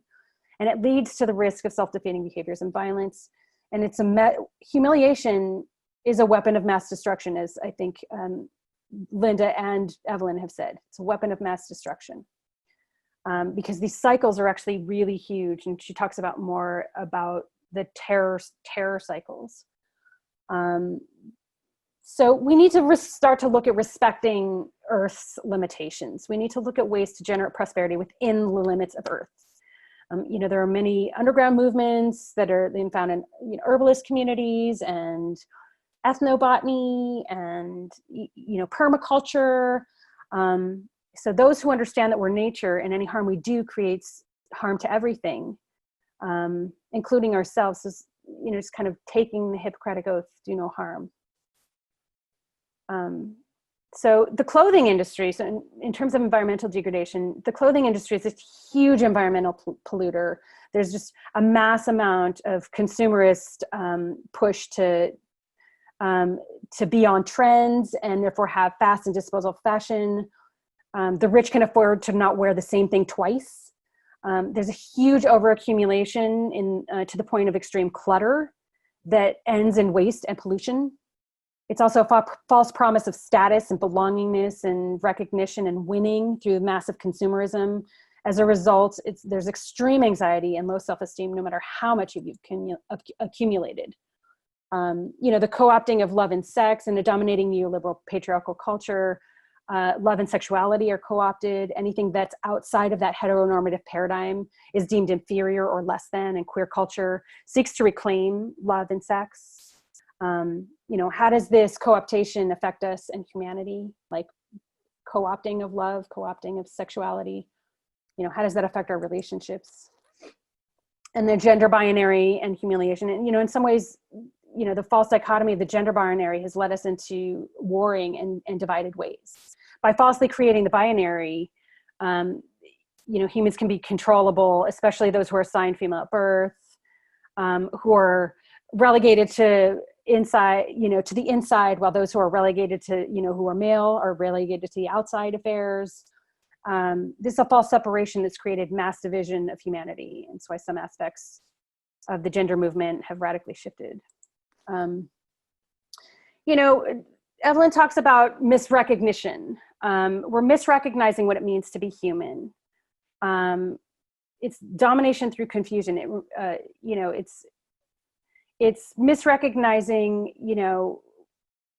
who we are, how we are, what we need, through social media, through modern media. We mistake reality TV for reality. We're just sort of not seeing clearly about our humanity. The ways that we're cooperating can also be co-opted and used. Cooperation is obviously superior to domination. But if we're cooperating against another in the service of oppression, that can be successful, but it's still within the same realm of that domination.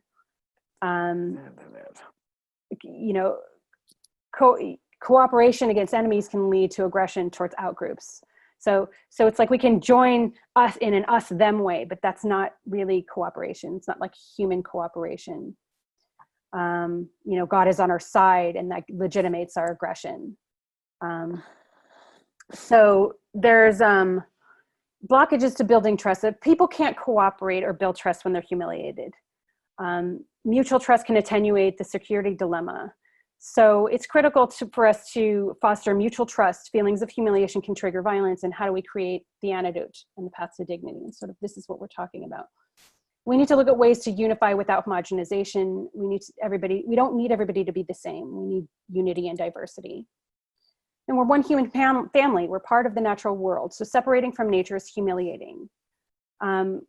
Nature deprivation humiliates. Connection with nature restores dignity and well-being. Connection with each other resources dignity. So here's some ways that I'm thinking we can create positive change: creating dignifying systems, creating kindness and cooperation, doing our work, doing our relationship work, offering up our gifts, being generous, being kind, being loving, being conscious, becoming conscious. Again, unity and diversity. We need to understand that I am because you are. We have a shared humanity. We are connected. We are one. We're one human family. And we need to move out of dualism into non-dualism. We need to disidentify instead of identify individually.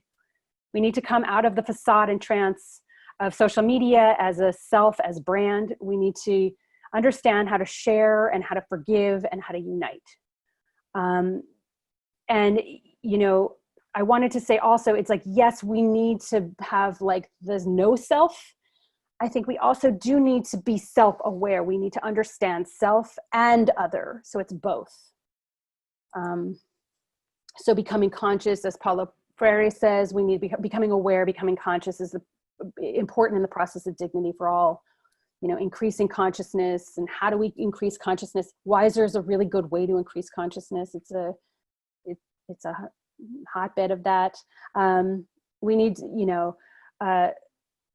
what associations have we formed that keep us from becoming conscious? And, comfort and freedom associated with shutting down and being blind and kind of not seeing. We need to make friends with strangeness. We need to make peace and learn to live with strangeness. The stranger, or what is strange to us, provokes fear. And even close neighbors or some parts of the world can be, even within the same region, might share the same things in common, and they're from different cultures, and the strangeness can be intolerable. And the example is the Hutus and the Tutsis. So unity conscious, like I am because you are, we're one human family, where there's oneness and there's a non-duality. We need, appreciative inquiry. We need gratitude, creating micro validations. Like, there's microaggressions. We need to create micro validations, smiling through our face masks, smiling through our eyes, being more kind, being more forgiving, being more gracious towards people to allow them, be more understanding. Creating peace is created through dialogue, through mutual respect and dignity. And we have to also remember our connection with nature and our path to peace, and including inner peace. Like, how do we come to inner peace? So, Evelin talks about the egalization. In this work, there's a lot of really groovy words. And this is one of them. It's sort of creating egalization, creating a egalitarian world. And it's applicable to relationships. How do we have egalitarian relationships? Taking full responsibility on all sides. Like, in terms of evolutionary relationships, being more forgiving, being more generous about, being able to be wrong. Not needing to be right, that kind of thing. Being heroic, in emotionally heroic. Having compassion for others. So kind of having no enemy. So we deem enemy, terrorists, abusers, dominators as evil, which just increases it, reinforces it, and increases the cycles of humiliation. So let's let there be no enemy. Having no enemies. Communal sharing, and families and communal sharing, have this natural way of doing this, of building trust and intimacy and factors that lead to dignity. And as I said, love dignifies. And when we're able to share and cooperate, we naturally redeem and resurrect values of love. As I said, Daryl Wing-Soo talks about microaggressions. This is the opportunities in everyday interacting with fellow humans to provide small dignities, small affirmations, kindnesses, positive mirroring. We can choose to love in every moment, which means granting each other's grace and humanity. It means assuming the best in others. It means trying to elicit the best out of others. It means practicing forgiveness. It means practicing loving kindness. And this is everyday dignity. And, forgiveness, and how do we foster this forgiveness? And Tony Webb discusses how an immature guilt culture, shame is focused on fear, and we punish and label and blame. And there's a lack of forgiveness, and especially for some more marginalized communities. And, people can change. We need to give people the room to change. If maybe there's been a violation, but people can change and everyone can heal.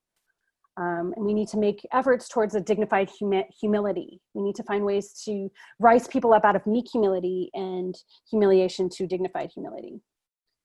In terms of like, how do we be resilient?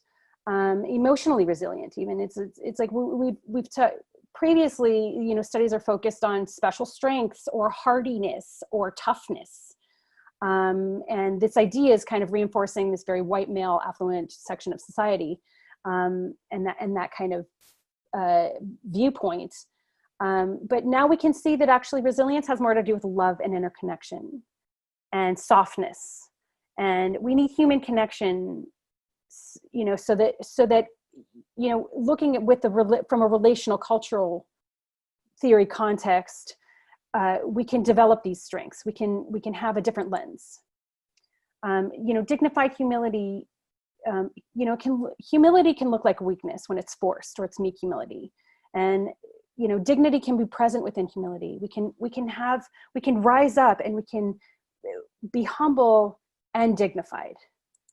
I thought this was a beautiful dignity picture. So let us work towards the goal of dignity for all. Everyone's innate dignity upheld, our own dignity upheld. And what will it take? An invitation to be sort of a dignity hub, because as you are this creator of dignity, as you treat yourself with dignity, as you treat others with dignity, that begets dignity. And so each person can be a dignity hub.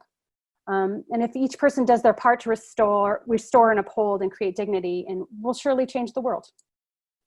So thank you. Does anyone have any, I'm complete now. Does anyone have any things you want to say? Yeah, I hope I did an okay job for you. So now let's hear some comments from maybe, especially anybody, but maybe David and Evelyn and Linda, but others. Thank you, Rosa. You mentioned some of the things to do at the workplace, and I'll just sort of add in a phrase that I've been using to describe what we've been seeing. And I noted that you picked the date 1980, and for me, that is such a critical date, because at least politically, it signifies the election of the Reagan administration and major changes in law and public policy, which sort of overlapped with when I started going to law school and whatnot. So it was sort of like watching the whole thing unfold, in front of one's terrified eyes at times.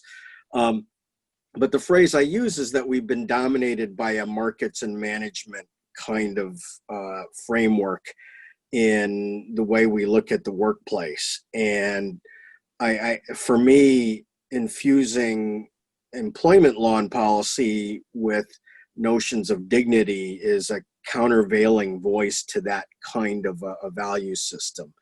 And I just think we've got a heck of a lot of work to do on that, because even I find fellow labor advocates, scholars, and whatever who are very worker friendly are not really always that well grounded in notions or ideas of psychology and dignity. And it's still a very foreign term, at least in the United States, to introduce into the way in which we talk about the workplace. So, and I realize there are a lot of complicated things about work where you do have to have, some degree of order and some degree of direction, some degree of evaluation and so forth in order for organizations to function effectively. But I think we've gone way overboard into that markets and management framework. I would also add, though, that it's not purely the marketplace, because I've seen a lot of dysfunctional, abusive situations going on in nonprofit and public sector organizations as well. So there's no, I don't think capitalism as an economic system is necessarily the only thing that's framing what's wrong with the way we run our organizations. It's a big part of the problem at times, but I've seen plenty of organizations that claim to be the most humanitarian places in the world that are actually really nasty in terms of how they deal with people. So, and it's hard, to manage is hard. It's hard to be a good manager. It's hard to be a good director and all that kind of thing. But I think a lot of stuff gets done in the nonprofit sectors that I've seen in the name of the cause. A lot of bad stuff has occurred, and so I think the workplace stuff complements so well a lot of the points that you were making during your presentation. So it just resonated with me at that level. Thank you. Was Mary Beth, were you raising your hand to say something, or were you raising your hand in the comment? Oh, I was just agreeing with David. As a union organizer, I've seen a lot of what he was talking about, and it's interesting to me because unions replicate a lot of the hierarchical aspects, and internally they can be humiliating places to work at times. It's not it's the industrial nonprofit sector, and it's not perfect, and it's not where it needs to be. And I think that there's a real lack of discussion about love and peace. And it's a constant, we're always at war. So I got a lot out of that work piece, especially since my background is in union organizing. So. Yeah, definitely. Well, I will step in if you don't mind, Rosa. Is that all right?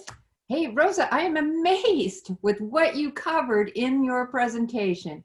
Totally amazed, because you have covered the definitions of humiliation from the interpersonal, the internal, and the systemic, and then tied it into relational thinking and how helpful it is to use that lens of relational logic, and define some of these terms that are quite complex. I have never seen anybody do such a beautiful job of putting it all together after one course. It's just amazing to me, Rosa, absolutely amazing.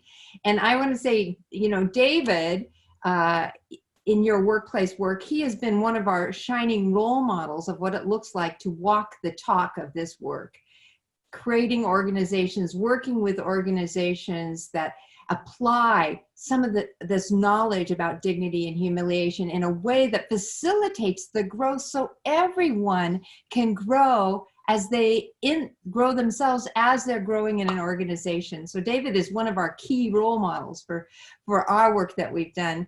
And we're just very excited, John, that you have created this space where the human dignity work can come in and engage other people in these kinds of conversations.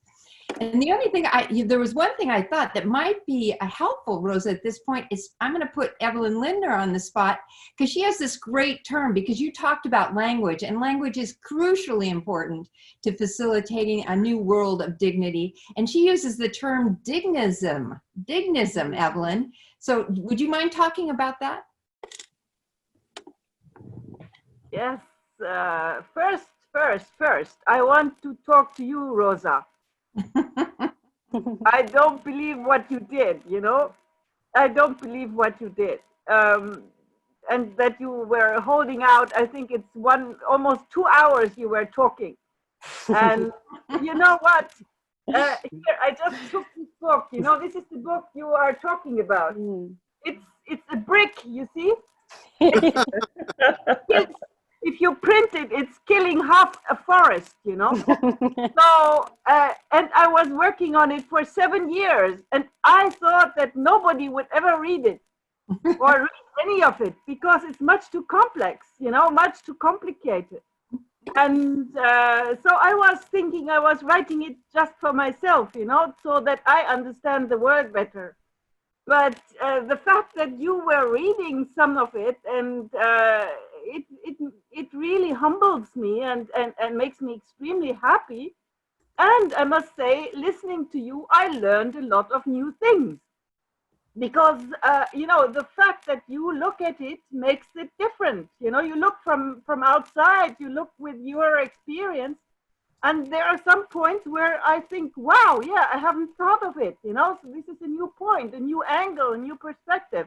And I love that, I simply love learning. I love being wrong also. Yeah, I love the most, thing I love is being wrong and learning something new. So, Rosa, I have no words to thank you, really, for everything you did and what you do and what you stand for. So that's the first thing. The second thing is I want to thank David. David, you keep us alive. How do you do that? Keeping us alive, keeping me alive. I'm amazed. Thank you so much.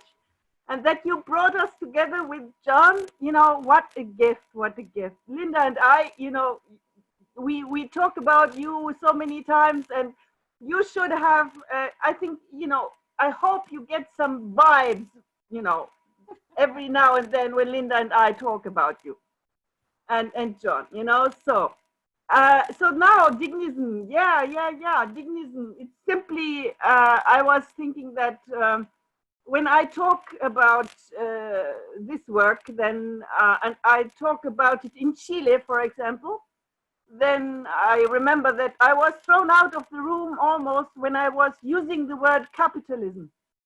And in the US, I remember I was almost thrown out of the room when I used the word socialism. So I have learned that words are humiliation markers for many people. They get very, very angry just at these words. And the people who get most angry have no idea what it means. They have not read Adam Smith or whatever. It's simply a marker of humiliation cycles. And so I don't want to participate in them. But how do you not participate in them? So I thought, okay, why should we need, as humanity, should we need an ism? Should we really need it? I would be happy without any ism, but if we need an ism, why not then dignity ism? So that is my conclusion, but it's just an idea, and I'm not sure, I'm never sure of what I say. So it's just an idea. Why not dignity ism? And I have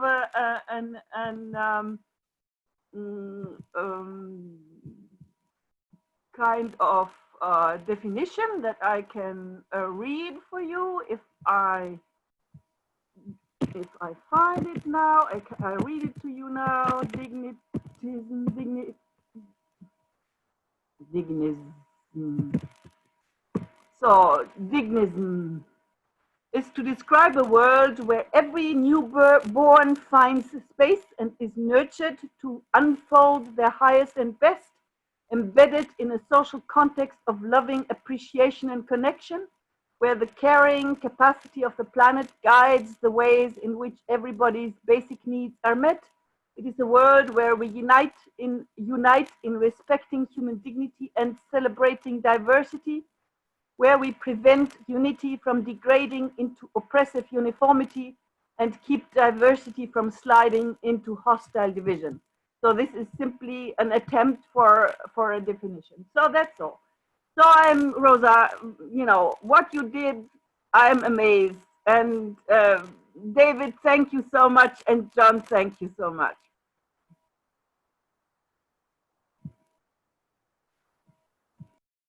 Other comments from some other people that haven't had a chance to talk yet? It'd be nice to hear from others.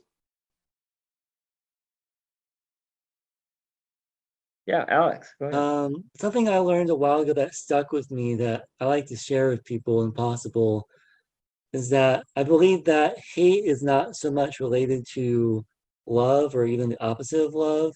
Hate is more an expression of pride. Is imagine when you even just oh, I hate macaroni, kind of feeling like I'm better than it. Or oh, I hate those people, I'm prideful of myself and I hate them. It doesn't seem to have much to do with love for me. Or in a romantic relationship, love doesn't really turn into hate. If you're already loving someone and connecting with someone in a loving way, it's not going to magically transform into hate. The hate comes from somewhere else. And I think that's an expression of pride, which can be related to fear and related to past humiliation yourself. And then the pride is a reaction to being humiliated, potentially, and that can create hate as a way to prop yourself up. So I think that's a useful thing to think about. Oh, there's hatred there.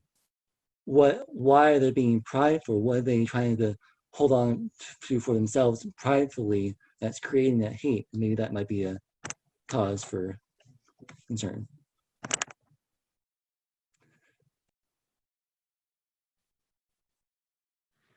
Here's some other comments from people.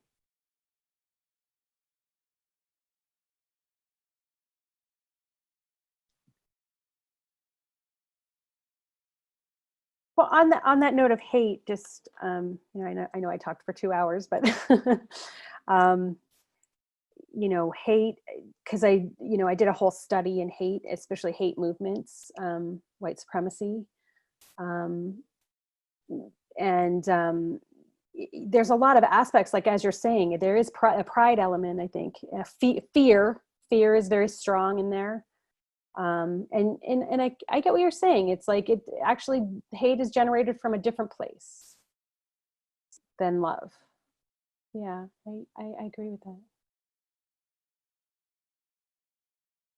Any other kind of comments on anything I've said, or anything that maybe experiences that anyone's had with humiliation, bullying, anything around humiliation or dignity? Well, I'll step in just to say how much I appreciate the fact that you have always expressed a real connection to nature, because I think over the last number of years, I started out in relational psychology, looking at relationships and human relationships, but eventually became very clear that human relationships are also dependent on our relationship with nature. And I'm just I'm celebrating the fact that you keep that connection in your conversation about dignity, because we really believe we want to strengthen the dignity of all people and the planet, and that goes together, and that we'll all benefit from that. So I just want to say I appreciate that you made that connection. And I'm here in Oregon, and this is what Oregon would look like if I could go outside. Is that a real photograph from your backyard? Whoa, yes, I wish it was my backyard. It's nature. This is a photograph of an area of that was restored by Nature Conservancy. And it's the historic Native American camas flower that they would dig up. They would dig up these bulbs of these camas flowers and take the big ones and then replant the small ones to come back year after year. So it's a really special spot for me. Yeah, Alex, go ahead. I remember another topic I had thoughts about. The dominance and submission conversation about humility is really interesting to me, because there's this whole BDSM movement, and I was noticing how I think it's true how people will use dominance and submission in order to connect. Like, they can use it consensually.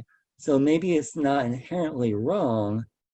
It's just that when you get into these cycles of oppression and humiliation, there's non-consensual domination going on, like domination that people don't want anymore. And that gets into real trouble. Whereas maybe sometimes people like want to dominate in different ways. And I like the point about it blocks off self-awareness.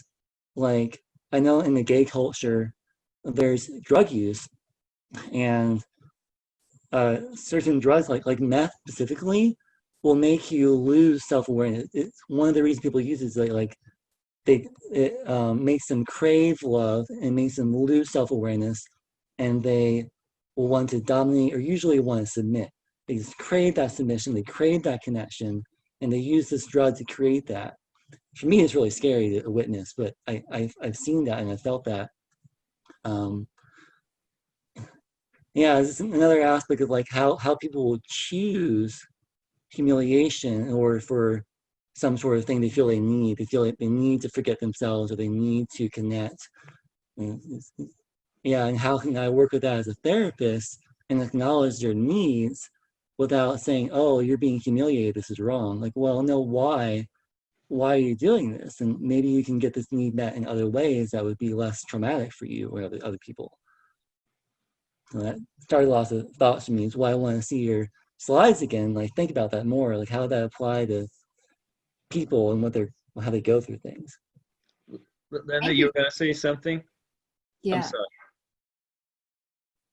Go ahead, Linda. I was just going to add, Alex, I just wanted to build on your observation, because one really useful concept from the relational cultural theory world is people develop strategies of disconnection, which are really strategies of survival. And so that means that they'll take up drug abuse as a strategy of survival in order to maintain some kind of relationship in their existing world. And what we want to do is create the conditions for them to feel feel growth. So one of the ways therapists can work with that is honoring those strategies and recognizing that those have been important for this person's survival, but also growing toward healthier ways of being truly connected and engaged. That's all I want to say. Thank you for bringing that up. Yeah, I think I want to add that something that I was struck with in listening to your presentation, Rosa, is that and I probably intuitively appreciated it before then, knowing about a lot of Evelin and Linda's work, but became more apparent to me today. The concepts of human dignity and humiliation get us off of the single dimension or continuum or the dichotomy of self and collective, or group and individual. That a lot of the discussion, debate between different theoretical approaches in the social sciences or in ideas about social change or whatever, is like, how much should we emphasize the individual, how much should we emphasize the collective, where do they conflict, and all that. And in a way, for me, in thinking about what I was thinking about during your comments, Rosa, I was struck with how much the discussion about dignity and the thinking about dignity and humiliation takes us off of that. It's not about individual or collective or how much of one or how much of the other. It's about the extent to which, this is a really trite way to put it, individual and collective are being addressed in, I'm going to use the word healthy or not so healthy ways. And the word healthy is it kind of does not do justice to it. It kind of minimizes, but it gets us off that dichotomy in a very helpful way, because in a way, as long as we stay on that dichotomy, we're going to miss some points and overlook some things and just go off in the wrong direction. Anyway, that was just a thought. I see that Justin's raised his hand. Oh, yeah. Go ahead, Justin. Welcome. Hi, everybody. It's my first time interacting with everyone. I just want to share a couple of things, if you don't mind. First and foremost, Rosa, the level of depth and breadth and passion that you put into it was infectious in a good way. Secondly, it, like, sitting in this space with all of you, especially knowing that there's legacy, there's a lot of personal leadership in this little space that's been created, has really, really ignited some things in me, and I want to share a little bit of it with you. I'm from Canada, in Vancouver right now. And on my mother's side, she comes from this little place called the Bella Bella, which is the Haistach word. I come from an indigenous culture, and to this day, there's less than 2,500 of us left in the world. So our culture, our dignity, our humanity, we've got some really important cultural and spiritual things that are essential to our long-term survival, including our language. And that's what I want to share. So one of the things that I'm learning is I'm currently developing a course on Indigenous psychology. And a lot of the I've drawn so much inspiration over the last 4 years from the Center for Human Dignity and Humiliation Studies. I just want to put that out there right now because it has revolutionized how I've decolonized myself, how I've decolonized my mind, my heart, my body, and how I carry myself in the world. In the Healthsa culture, there are some very specific terms. One of those terms is called sala. And to be sala, there's no real English definition, but to be sala means, I think, Evelin, you sort of hit on a lot of the points with your definition of dignitism, I think, if I got that correctly. bringing our highest and most beautiful self to every situation. And that takes compassion, that takes kindness, that takes respect, that takes living with and carrying ourselves in a truthful and dignified way. And watching you today has really made me realize that the center point that sort of connects all of these essential values and beliefs is dignity. No matter what developmental stage we're in, um, we could be a child, we could move into adolescence and young adulthood, and eventually, like me, I'm they call our stage, their life stage, the greatest time of sacrifice. The elders were like, oh yeah, that's the greatest time of sacrifice for you. But it means, yeah, you've really helped me realize the importance of connecting the dots today. And it's extremely overwhelming. You talk about bullying, Linda, and I think I could even hear it in David's work as well. At least what's been shared today is, coming from an indigenous background myself, I have only been the second person in my entire community to acquire a PhD. And I don't share that to boast. I share it because I had a huge fascination with why do we do the things we do and say the things we do. Um, Trying to understand what intergenerational trauma, in one of the elders said to me, it's time to stop talking about trauma and start talk about the violence that is causing the trauma. And that inspired me to get my PhD in industrial organizational psychology. I'm probably one of the only indigenous people I know, and I hope that changes, that is doing this work. But I brought that up primarily because you talk about bullying, Linda, and the experiences of it. I co-chair a committee called the Decolonization, Reconciliation, and Indigenization Committee for the Federation of Post-Secondary Educators here in British Columbia. That's a mouthful.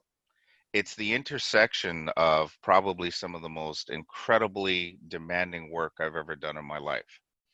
Now, I share space with a lot of people that experience what I'm calling collegial supremacy in the academy. I don't like calling it white supremacy because, quite honestly, domination is an equal opportunity behavior. And even in my own community, I'm really beginning to see the impacts of how rank and status is perpetuated by entitlement and self-justified, self-righteous cognitions. So for me, I'm really beginning to understand what it means to be an elder. I always watched the elders grow. They would carry themselves in a dignified manner no matter what was going on. They always had the capacity to treat others with the utmost of kindness, compassion, and respect, even when they were acting in a very dehumanizing way. So it's inspiring, is what I'm trying to share with you. And I apologize for the long-winded nature of sharing this right now, but it's incredibly invaluable. Um, and I continue to learn more and more about it. And most importantly, I just want all of you to know that I want to live, and all of my actions in and outside of the academy are no longer, there's no veil anymore. This is just how I live my life. And this is what I want for aspiring scholars, is to no longer teach them how to be clever in their domination and their oppression, is to really move towards living a beautiful and simple life and be Sala. So anyway, I just wanted to say thank you for that. And I really look forward to getting to know more of you um, over the this whole experience. So thank you for setting this up. Thanks for participating. Those are great comments. Others, we have a few more minutes. We're a little bit over time, but can stay on for a few more minutes. And yeah, go ahead, Rosa. Well, I hope to continue these dialogues. I want to, especially now that I've kind of put the whole presentation out there, I'd like to continue doing periodic, maybe quarterly or something, dialogues like this where we can collaborate and we can come together and really talk about these dynamics. I think it's important. So yeah, look out for that. Good idea. I wanted to just offer, again, if anyone is interested in the bullying angle on some of these things, to please get in touch. I think it was Justin, you might have dialed in late while we were introducing ourselves, but I've been working on issues of workplace bullying for about 15 or 20 years now, and have actually just with some help from some of these folks in the room, so to speak, co-edited a 2-volume set on bullying and mobbing behaviors in the workplace a couple of years ago. So it's something I'd be happy to do more interactive discussions on. But I'm going to have to leave because it's around 3:15 here, and I came to my office for one day of trying to maximize the most I can do in a long trip. So anyway, I'm going to be signing off now with thanks to Rosa and especially our team of John and Linda and Evelin for facilitating this wonderful collaboration, and I'll be in touch with you folks. Okay, thank you so much. It's a pleasure. Thanks, David. I want to connect with you soon. So let me. Thanks, David. Have a good day. That sounds good. All right, take care. Bye bye. Bye bye. So maybe we should do, what people want, maybe another 5 or 10 minutes, and then close this session. I like the quarterly idea. That's a great idea. We should do a quarterly WISR Human Dignity and Humiliation Studies event, seminar, or something or another. Yeah. Anyway, a few other comments from anybody, but especially any of you that haven't had a chance to say anything yet. I'll add something in. Hey, John. Hi, Mike. Welcome. I saw you just came on. Oh my gosh, yeah, I got to do the time thing a bit better here. I'm in the Midwest, so I thought, 2 o'clock, I'll be right on time. But anyway, Rosa, always good stuff, and nice to catch the end part and things. And I just was kind of inspired by what Justin had to offer. And for those of you who don't know me, I graduated 2 years ago now, I guess. Jeez. A little bit less than that, but not too long ago. Yeah, that's right. Yeah, and after over a decade enrollment, but love WISR and what we're all about. And for my dissertation doing studies, I did go into indigenous communities, and my dissertation focused on community conversations, and the dialogue aspect is so important. And I loved the rapport I had with elders, and Justin, I just wanted to share that.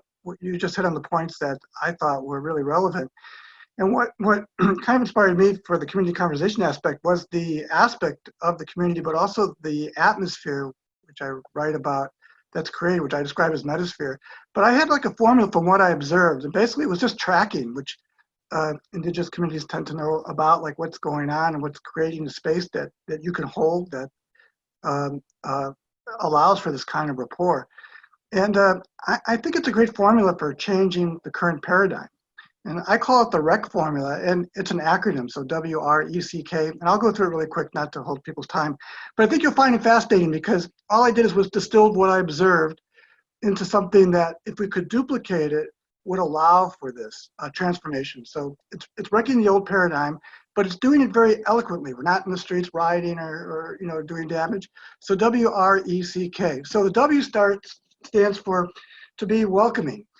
And Justin, homotakias. So what I found when I was into the communities, it was like the homotakias is really the welcoming. I couldn't translate it for what exact meanings, but I was told it means welcome. And it was like, you are welcome to everything I have, my space, everything that's going on. It was such a warm feeling that is immediately disarming. And so that's the W, right? Welcome. And you're just welcome in this space. So right away, it's like, okay, I can fit, I can belong. And the R was my observing that no matter what I was saying or what I was trying to get at, I was always right. It was like, yeah, you have the right to be here. You're right with what you're saying. Yes, it's right. It's like, well, yeah, we can consider another side, but we know from your side, you feel it's right, so we want to explore it. It opens up a world of possibilities for those people who you disagree with to at least figure out why they think they're right. And you agree that they have the right to think that way, even though you might, and the other side of things think that their opinions might be wrong or offsetting. But having them feel right at home does a lot to sort of open things up to other possibilities. All right, so we have the warm and welcoming and the right. It's also keeping it really relevant. And the E is really something that I observed. Keeping things easy going, but whatever information is being shared, if it's easy to comprehend, you have an ability to sort of translate things to where it can go to a deeper, higher level. And that type of ease prevents dis-ease. You get what I'm saying? If it's made easy for people, they kind of get it. If they're made to feel wrong or things aren't quite right, then you have sort of something that's really kind of disabling rather than making things easy. So real quick, going through the C, the ability that I found, particularly doing a lodge ceremony or being around people that are doing ceremonies, they keep really great company. But it was beyond just the company. It was the consideration they showed. If somebody seemed thirsty, all of a sudden water appeared out of nowhere. You know, you're hungry, food or a blanket, you know, sitting by the fire or whatever. It was really this kind of extreme attunement to consideration I thought was extraordinary and really quite remarkable. If something happened that needed to be cleaned up, it was done. And then we moved on with the conversation. It was like we weren't dwelling on something. So that type of company was really, really quite remarkable. And then the K is kind of like the king, the crown of things. No matter what was going on, these elders, they kept their cool. They were always kind. And the thing that would be the most disturbing to me that would affect things and cause things to kind of go off kilter was like, oh, we're good. We're going to take care of it and make sure you were taken care of. Really kind of extraordinary in that way. So the REC form, the WRECK. Right. Thanks, Guy. Daya, go ahead, Daya. Wait, you're muted. Okay, Go so ahead. so I realized that you know, dignity is very important in people. You know, it's not just very important. It's like it's essential, you know, for human interactions. But you know, coming from the business world myself, we had a saying in the business world that in business there's no democracy, meaning that in business, you know, and I'm not just talking about business, but in the running of tasks and affairs, and in achieving goals, there needs to be efficiency.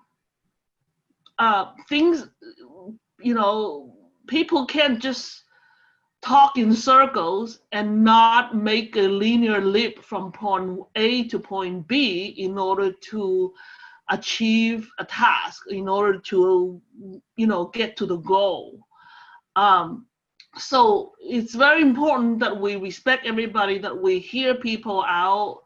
But there's got to be a balance, you know, because even when you go to a therapy session with your therapist, you've got 50 minutes, you've got 45 minutes. And when the time ends, your time ends. And you need to stop, go home, and then wait till next week, or the, you know. So it's not like without any limitations. That's what I'm saying. Is that the human dignity thing, the practicing human dignity. Where is the counterbalance? You know, where's the efficiency going to be in? And you know, efficiency is important if you're gonna, you know, if it, like for me being being a mother, I mean, I'm trying to be the best mother that I can be with whatever limitations or abilities that I have. But you know, certain point, you know, kid has to go to bed. You know, there's certain framework even in the practicing of human dignity practices. There needs to be some kind of structure, some kind of framework, and every structure has some kind of hierarchy. You know, we don't have to use the hierarchy, the triangle form. We could use a more rectangular form. But it's not like never ending in a circle. You know, after a while, you got to make a turn. You know, you got to pivot. Otherwise, nothing gets done.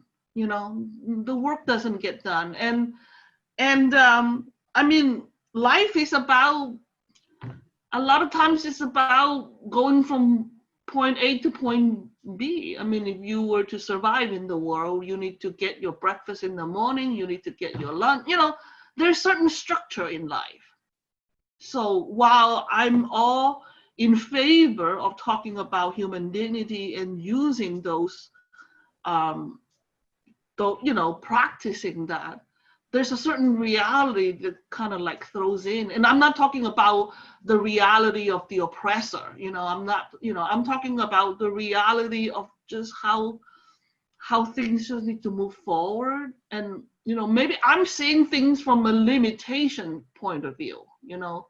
You just gave me a great idea, but it's for other people to do. I want somebody to write an article. I got the title of the article from you just now. How to get from point A to point B with dignity and without humiliation. Well, how do you do that? I want one of you to write the article, though. I can't write the article. You know, I you know. But I think the concept. I like the concept. You know, you gave me the idea for the concept. How to get from point A to point B and do so with dignity and without humiliation.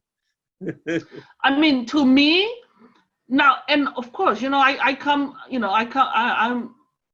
was a legal secretary, was a paralegal, you know, and that's my, in fact, that's still what I do, as you know, that's my livelihood. And to people that work in that kind of field, to me, people that go around circles, we call them uncooperative. They just go around in circles. They don't want to cooperate with a task. You know, they just spin things around in circles, and we label those people uncooperative. So, I mean, and that's not productive, you know, that's not, you know, there's a need for going around in circles in certain interactions, and there's a need for going from point A to point B. So it's just balancing the two needs. I can't write an article like that, but you know. Well, I agree with you though, Dahlia. We do need structure because, I mean, if we see WISR has a structure, this course had a structure. Right. This whole course had a very dignitizing structure. A dignitizing structure. Yeah, that's Evelin. How do we make a business structure, you know, a project structure? How do we set up a dignifying structure? Yeah, and your point about A to B to C, I mean, that's almost literally what John just told me in terms of writing, that we do have to have some sort of like something. What I super enjoyed about Evelin's book was that it was woo everywhere. It was here, it was there, it was this, it was that, and then it was also structured. So, you know, she probably has more expertise and ability to be able to teach us how to do that. But also, she does also talk about functional hierarchies, healthy hierarchies, like parent-child. It's a functional hierarchy that isn't about domination, but, you know, we need to lead our kids. It's true.